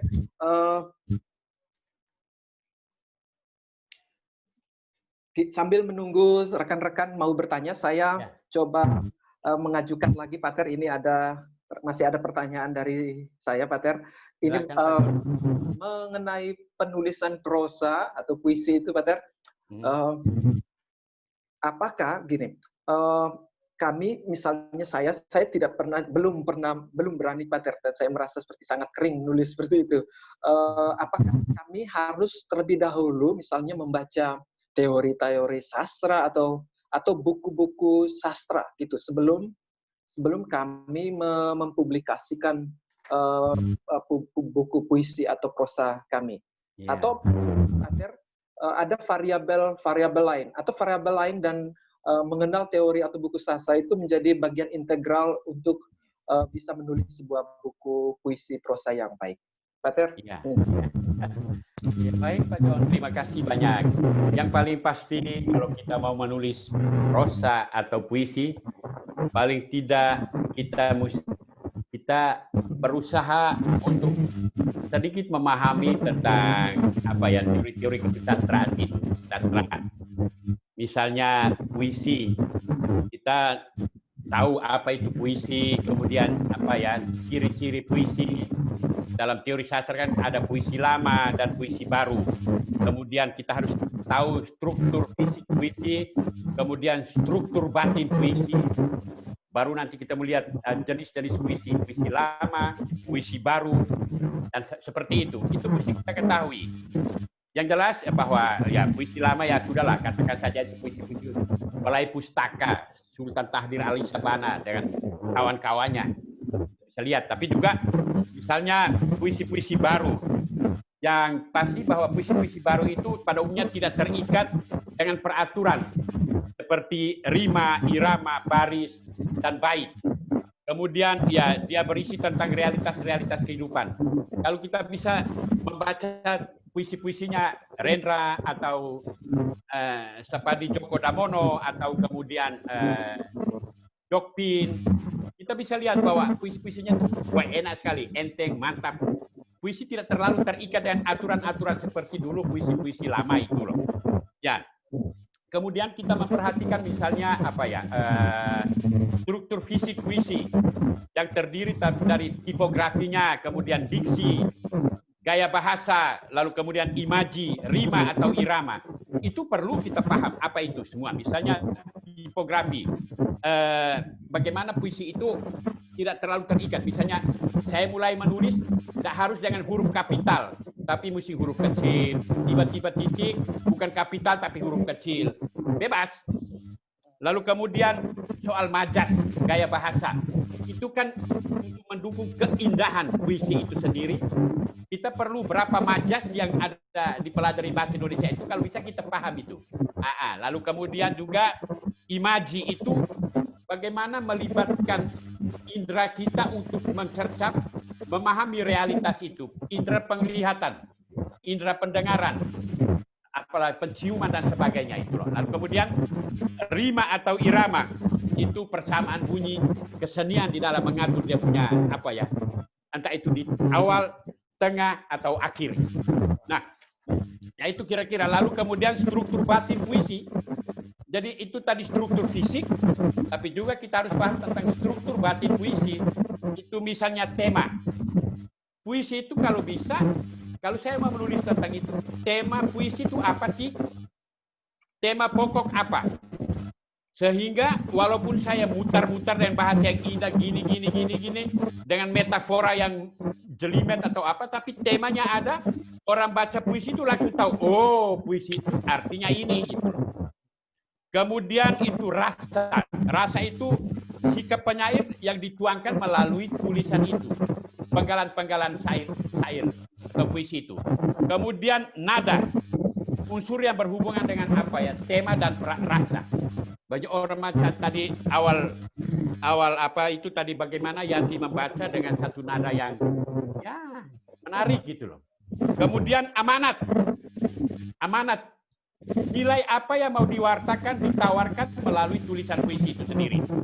Nilai moral, etik apa yang mau diusung oleh puisi yang saya tulis ini.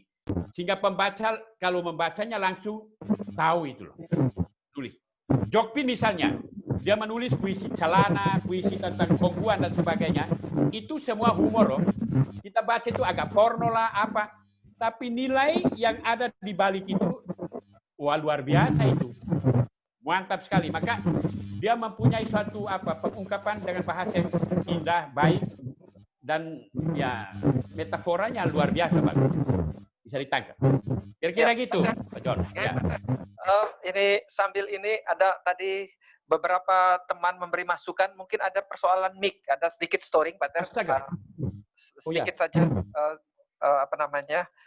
katanya agak gaung-gaung gitu. Mungkin ada persoalan teknis di mic itu. Barusan terjadi. Ya.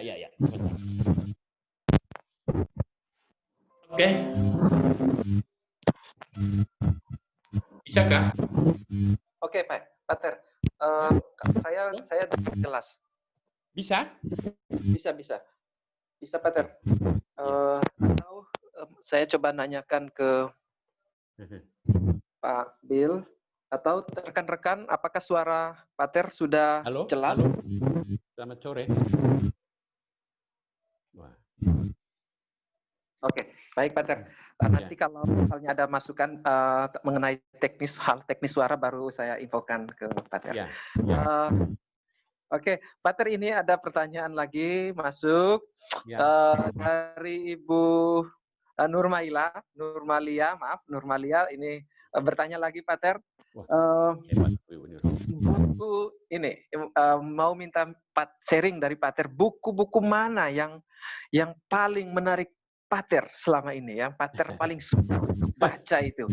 Mungkin dari situ kami bisa juga mencari buku-buku yang sama. Semoga gairah semangat yang sama dari buku-buku itu sebagaimana yang didapatkan Pak Ter juga menjadi inspirasi semangat kami. Mungkin seperti itu Pak Ter. Silakan. Buku ya. Ya, buku yang suka baca. Begini. Saya awal-awal mau bergerak di bidang sastra itu berdasarkan nasihat Romo Mangun. Bisa kan dengan? Bisa Pak Ter. Saya itu membeli buku sastra begitu banyak, terutama semua buku Khalil Gibran saya beli. Khalil Gibran itu bukunya itu dari yang satu terjemahan itu saya beli semua. Sampai sekarang saya masih simpan. Yang terjemahan terjemahan awal itu menurut saya paling bagus dan saya simpan. Dan hampir semua saya baca. Saya harus jujur katakan bahwa Khalil Gibran sangat mempengaruhi saya di dalam bersastra itulah, menulis buku itu. Kemudian juga ya dengan membaca buku-buku novel-novel besar, misalnya seperti Monte Cristo, itu Alex Dumas, penulis dari Prancis. Kemudian Juliet and Romeo, itu saya baca. Wah, itu bagus sekali. Juliet dan Romeo, misalnya ungkapannya dia bilang begini, walaupun begitu dalamnya aku mencintaimu, walaupun cintaku itu tidak bersisik seperti ikan, tetapi mampu menarungi samudra menemui kamu di sana. Walaupun cintaku itu tidak bersayap seperti seperti burung, tetapi mampu terbang bertalu mencapaimu di puncak puri. Wah, itu ungkapan itu luar biasa. Nah, ini yang membuat saya tertarik sekali.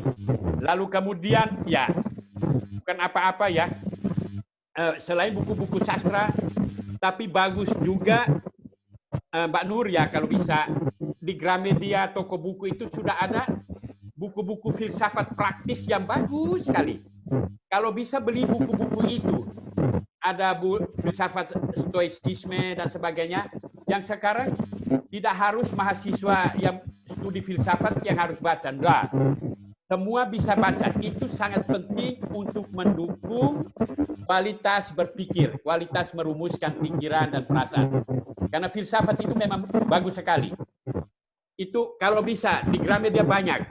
Nggak usah yang teori-teori berat, yang filsafat terapan itu untuk bisa mendukung Mbak Nur di dalam mengungkapkan pikiran.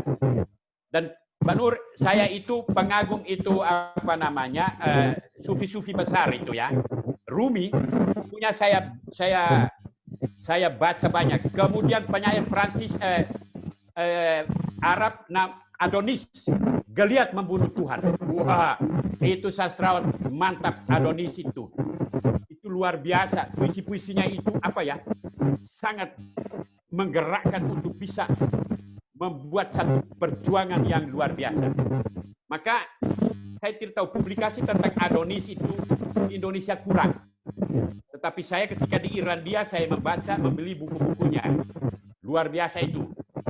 Nah itu jadi biasakan diri untuk membaca sedikit buku-buku yang agak berat seperti itu, sastra-sastra itu. Kemudian didukung dengan filsafat, ilmu-ilmu sosial itu mendukung kita untuk bisa merumuskan pikiran dalam ranah sastra, tetapi orang langsung baca bahwa orang ini punya pemahaman tidak hanya di sastra, tapi didukung dengan disiplin-disiplin ilmu lain. Orang bisa lihat bahwa kita adalah orang yang sungguh memahami banyak hal, tetapi bermuara pada pintu sastra. Begitu Mbak Nur? Oke, Mbak Nur, sangat jelas tadi masukan sharing pengalaman dari Pater, buku-buku bacaan yang sering Pater baca. Semoga juga itu menjadi inspirasi bagi Mbak Nur, juga bagi kami, bagi kita semua. Ini Pater, ada satu lagi pertanyaan dari SMA Marji. Oh, SMA Marji. Ibu Martono. Ruslina.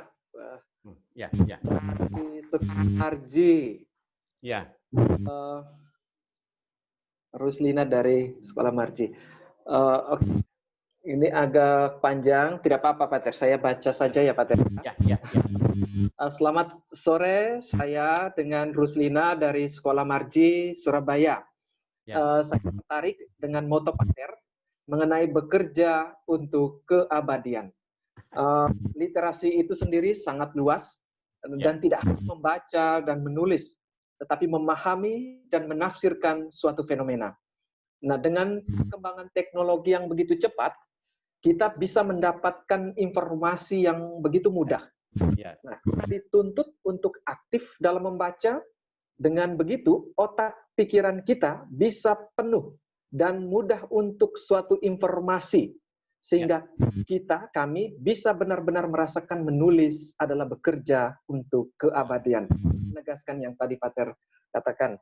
Menulis menjadi ladang sosial, sehingga walaupun kita sudah meninggal, karya kita akan selalu bisa bermanfaat untuk semua orang.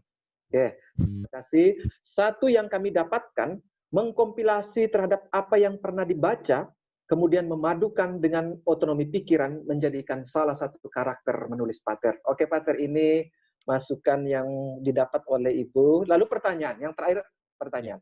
Pertanyaan saya, bagaimana tips menumbuhkan semangat literasi kepada generasi di era milenial sehingga menulis bukan suatu keterpaksaan, tetapi menjadikannya sebagai keabadian. Oke Pater, ini semacam minta pendapat sharing Pater. Gimana sih Pater kita bisa menumbuhkan, membantu menumbuhkan semangat literasi itu kepada generasi milenial saat ini? Baik, Pak Bill ya. Kita lihat ya secara sosiologis ya, bahwa generasi muda kita ini kan, ya sampai sekarang kan generasi apa ya?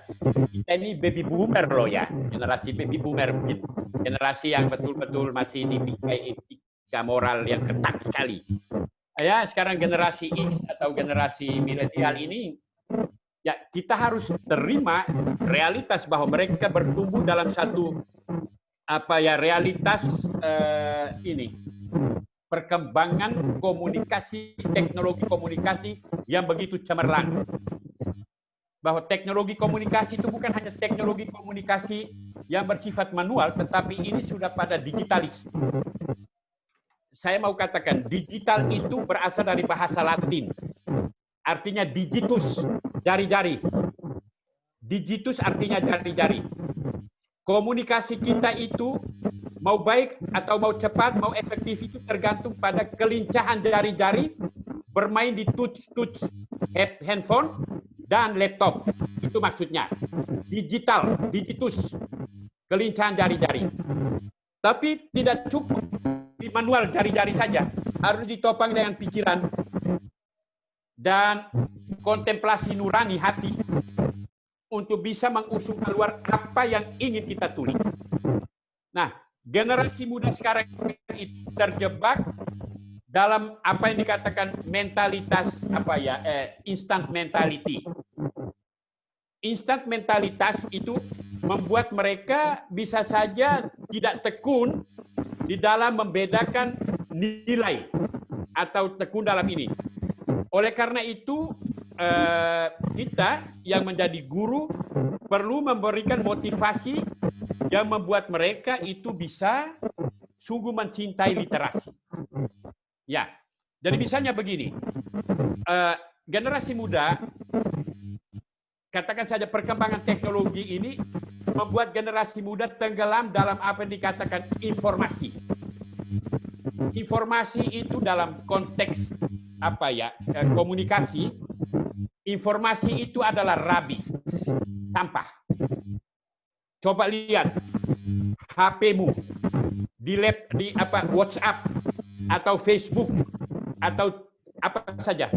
Tiap hari masuk semua informasi. Terlalu banyak sampai kita bingung untuk membacanya. Artinya kita skip. Dalam konteks ini informasi adalah rabis, sampah. Tetapi kalau orang merenungkan informasi, maka akan menemukan apa yang dikatakan pengetahuan. Jadi pengetahuan itu adalah intisari dari informasi. Kalau orang menemukan intisari dari informasi yang dikatakan pengetahuan, itu yang mengandung nilai. Dia mempunyai tata nilai yang antara tata nilai etik, moral, spiritual, sosial, dan sebagainya. Nah, dalam hubungan dengan ini kita mesti mengerti sosiologi anak muda kita dengan mentalitas yang mereka miliki saat ini. Maka di dalam memberikan motivasi untuk kaum muda, kita perlu sedikit mengemukakan realitas sosial ini, sosiologis ini. Kemudian baru mengusung mereka untuk bisa masuk mencintai literasi. Dan saya harus bilang, anak-anak sekarang kita itu cerdas. Kecerdasan intelektualnya nggak bisa diragukan. Hanya kecerdasan emosional itu harus ditata. Psikolog Daniel Goleman mengatakan, tidak cukup kita hanya menata kecerdasan intelektual. Kecerdasan emosional harus ditata untuk menumbuhkan apa itu ketekunan, komitmen, konsistensi, hingga mendukung intelektualitas kita untuk mengungkapkan apa yang berimbang. apa kita ungkapkan berimbang antara kecerdasan intelek dengan kecerdasan emosional. Nah, kalau anak-anak kita bisa diminta atau dituntut untuk memiliki kecerdasan ini dan ini, mereka akan menjadi penulis yang top, yang cerdas, dan mempunyai tata nilai hidup yang mantap. Itu yang saya bisa katakan. Oke, ya. Baik, terima kasih Pater. Bu Rina, semoga terjawab apa yang tadi ditanyakan, dan juga mungkin tips-tips yang Pater berikan itu bisa menjadi asupan pengetahuan bagi Ibu, bagi kita semua dalam membina, dalam membantu mengembangkan literasi generasi milenial yang di sekitar kita. Matur nuwun Pater. Apakah masih saya coba? Oke, baik, terima kasih. Oke, rekan-rekan, kita buka lagi satu penanya. Ini hampir jam 6. Ya, hampir jam 6 waktu Indonesia Barat. Ya. Rekan dari bagian lain sudah hampir pukul 7. Kita buka cukup satu pertanyaan. Yang mau bertanya, silakan mengetiknya. Oke. Apakah masih ada rekan-rekan? Oke, kelihatannya tidak ada lagi, Pater. Ini menjadi mungkin pertanyaan penutup dari saya, Pater. Dari tadi saya belum saya loncat, mestinya ini menjadi pertanyaan bagian awal tadi. Pater membongkar sedikit rahasia. Pater menulis banyak buku ini, kira-kira satu buku itu Pater butuhkan berapa lama waktu untuk menulisnya gitu. Misalnya untuk buku-buku seperti refleksi filosofis, sosiologis atau spiritual itu, atau juga buku puisi seperti ini, Pater biasanya itu membutuhkan berapa lama waktu? Oh ya, begini, saya begini, itu relatif Pak John, relatif. Karena misalnya buku puisi saya yang saya katakan begini, bulan September yang lalu saya terbitkan 2 buku. Saya terbitkan 2 buku itu, Pilgrimage dan Celebration of Life. Itu dalam waktu singkat, itu dalam waktu ini. Dari itu saya siapkan itu setiap saat itu saya tulis. Jadi saya tidak setiap saat itu, karena saya tadi bilang inspirasi itu adalah kuda liar yang kalau dia datang harus segera tangkap. Dan biasanya begini, kalau saya sudah mulai menulis buku, selalu ada semacam reminder, diingatkan untuk selalu ingat bahwa buku sedang ada di komputer. Dan itu akan muncul melalui inspirasi yang kapan, di mana. Jadi atau di kamar makan, atau saya sementara di taman. Kalau ada inspirasi, saya cepat naik hanya untuk tangkap sepotong. Tapi saya biasa kemana-mana bawa notes di saku saya dan ballpoint. Saya catat. Nah, tidak perlu saya ke kamar. Nah, itu yang nanti sebentar saya naik, saya punya jam baca, jam tulis itu biasa jam 10 sampai jam 11 malam. Itu 1 jam. Kemudian nanti habis makan siang, setengah 1, jam 1 sampai jam 2 itu 1 jam, saya tulis. Jadi itu kaget sudah bisa 1 buku loh. Tiap hari saya tulis. Jadi sekali saya terbit bisa 2. Nah, macam ini toh. Ini yang tadi baru datang, itu hikmah yang tersembunyi. Buku ini. Ini tadi sore baru dikirim dari ini. Terus ini kan minggu lalu, puisi ini. Ini 2 buku yang saya kerjakan sekaligus. Memang datangnya 1 duluan, 1 ini. Karena saya menulisnya setiap saat, saya tidak pakai target. Setiap saat saya pakai. Manakala kalau sudah selesai, saya lihat kadang-kadang kan kaget. Oh, kok sudah banyak ini? Lalu saya mulai drafting dia. Lalu saya mulai edit. Semua spellingnya, strukturnya, diksinya, dan sebagainya. Supaya saya kirim ke sana, tidak mempersulit redaktur, penerbit. Maka buku-buku saya tidak terlalu banyak mempersulit redaktur, penerbit, editornya. Itu jadi kita penulis itu harus bertanggung jawab loh. Karena editor kadang-kadang penerbit tidak mengerti apa yang kita maksud. Kalau bisa dia edit spelling, bukan hakikat esensi dari karangan itu. Biru banyak yang kadang-kadang begitu, serahkan aja ke penerbit. Akhirnya penerbit mengubahnya sesuai dengan pikiran mereka, konsep mereka. Itu. Jadi itu yang penting. Jadi saya tidak setiap saat dari sekarang juga saya masih nulis. Saya akan terbitkan 5 buku lagi. Mungkin ya itu kayak I Remember Borneo, ya kan? Kemudian itu ada satu judulnya Sililus, itu metamorfosa, itu aja kayak Franz Kafka punya lah, saya model-model gitulah. Kemudian ya pokoknya masih ada 5 yang sekarang di komputer. Tinggal nanti ya ini. Lalu apa? Ada satu judul Kepada Yang Terhormat. Itu adalah tulisan-tulisan saya menulis kepada para filsuf. Saya merumuskan sedemikian rupa karena filsafat ini kan di pikiran orang itu ilmu sulit. Saya menulis dalam bentuk surat, maksudnya supaya orang biasa yang tidak belajar filsafat pun bisa memahami dengan menulis surat kepada para tokoh, mulai dari Plato sampai dengan Jean Baudrillard, filsuf-filsuf modern sekarang ini. Begitu. Jadi masih 5 lagi. Itu setiap saat bisa terbit, tergantung mana yang duluan selesai. Terima kasih, Pak John.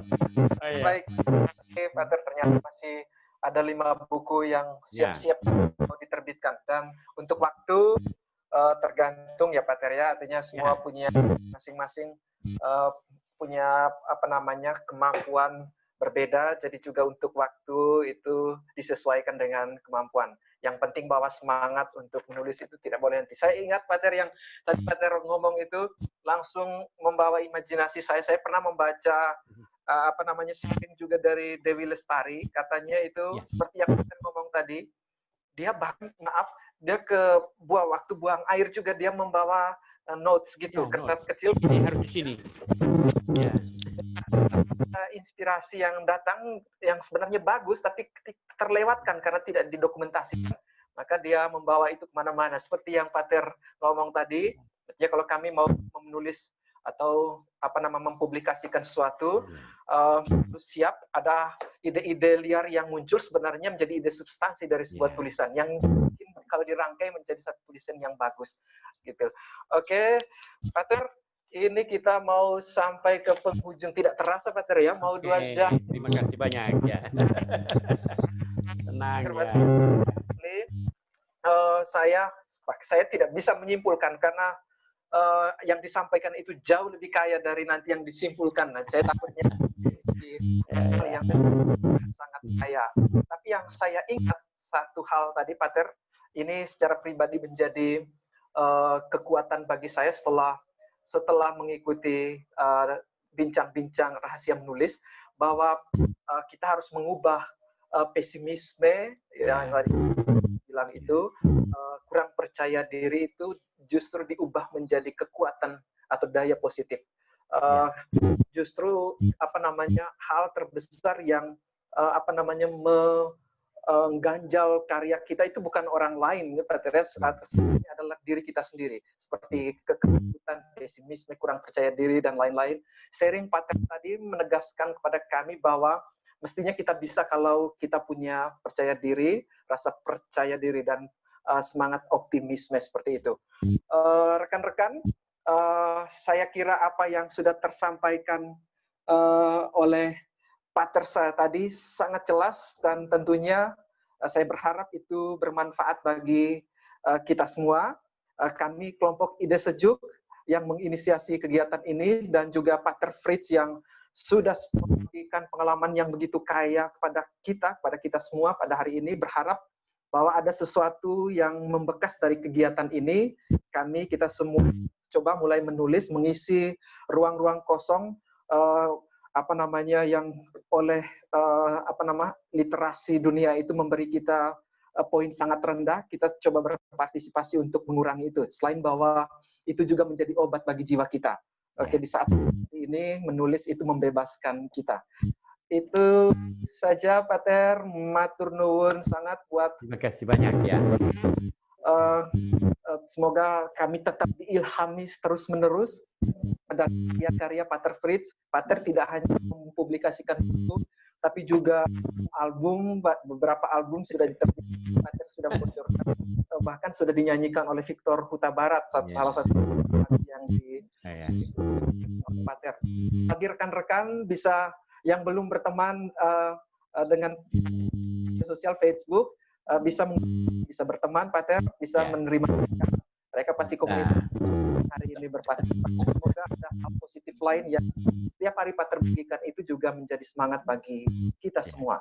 Saja Pater tidak punya apa-apa, kami hanya meyakini bahwa Yang Maha Kuasa itu selalu memberikan kemudahan dan kelancaran bagi karya pelayanan Pater. Terima kasih banyak. Saya kembali ke Phil. Terima kasih Pak John. Oke, terima kasih Pak John. Ada Fritz? Ya, terima kasih. Ya, rekan-rekan sekalian, acara untuk bincang-bincang dengan Pak Fritz sudah berakhir. Jadi saya infokan lagi bagi rekan-rekan yang ingin untuk mendapatkan buku ini melalui Ide Sejuk, kita dapat diskon 10% untuk pembeli, lalu nanti ongkirnya ditanggung sendiri biasa. Lalu kami ucapkan banyak terima kasih teman-teman yang sudah hadir sejak awal sampai sekarang. Ada beberapa rekan yang memang ingin sekali masuk juga, tapi mungkin ada kendala teknis, tapi sudah diselesaikan juga. Dan beberapa ingin juga nanti setelah ini rekaman YouTube kita akan rekaman webinar ini akan di-share di YouTube. Mereka bisa akses karena mungkin karena ada masalah waktu dan segala macam, mereka tidak bisa hadir sampai akhir acara ini. Itu kami mohon izin dari Pater Fritz, harap Pater mengizinkan juga untuk hal ini. Yang terakhir kami dari kelompok Ide Sejuk mau menyampaikan kepada rekan-rekan sekalian, ini mungkin hal-hal yang terkait dengan kegiatan Ide Sejuk. Nanti setelah ini akan ada kegiatan dari Ide Sejuk, dan rekan-rekan yang sudah ada di dalam grup itu ada kemungkinan besar kami akan infokan kegiatan-kegiatan berlanjut setelah ini. Jadi Ide Sejuk akan selalu bikin kegiatan terkait dengan dunia publikasi, dunia akademis, kreativitas. Jadi rekan-rekan yang tergabung di Ide Sejuk, jika masih ingin bertahan di kelompok Ide Sejuk, ya bisa tetap bertahan. Tapi kalau bagi yang merasa tidak nyaman di grup, ya boleh leave, nggak apa-apa, kami tidak menahan. Tetapi untuk setiap informasi kegiatan dari Ide Sejuk, rekan-rekan di grup Ide Sejuk yang selalu mendapat pertama. Gitu. Informasi yang paling pertama di grup Ide Sejuk, kemudian baru kami share ke luar grup Ide Sejuk. Dan grup itu kami kunci hanya untuk admin supaya tidak mengganggu kenyamanan Bapak Ibu, karena kalau kita buka itu kadang-kadang cukup banyak informasi yang mengganggu anggota grup. Jadi di grup itu aman dan tenang gitu, kalem gitu. Jadi rekan-rekan tidak akan merasa terganggu di situ. Jadi rekan-rekan sekalian, kami ucapkan banyak terima kasih untuk kesediaan rekan-rekan hadir di sini, juga mohon dukungan partisipasi untuk kelompok Ide Sejuk ke depan. Jika ada misalnya ada masukan atau informasi, bisa sampaikan ke kami untuk pembenahan atau mungkin untuk anjuran, misalnya apa sih yang perlu kita lakukan untuk kelompok Ide Sejuk atau untuk kegiatan bersama, silakan disampaikan, kami akan berusaha untuk mengakomodasi itu. Jadi rekan-rekan sekalian, kami ucapkan banyak terima kasih dan kita tutup acara ini.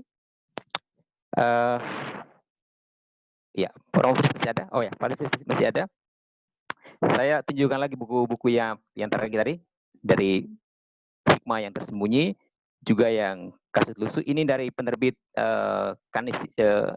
Canisius, sedangkan yang Kasut Lusuh dari penerbit Pohon Cahaya. Yang tadi saya maksudkan yang mendapat 10% itu dari penerbit Pohon Cahaya. Ya rekan-rekan, kalau yang ini saya belum tahu, ini nanti kita akan ngobrol dengan Pater Fritz. Kalau ada informasi saya akan infokan di grup sahabat Ide Sejuk.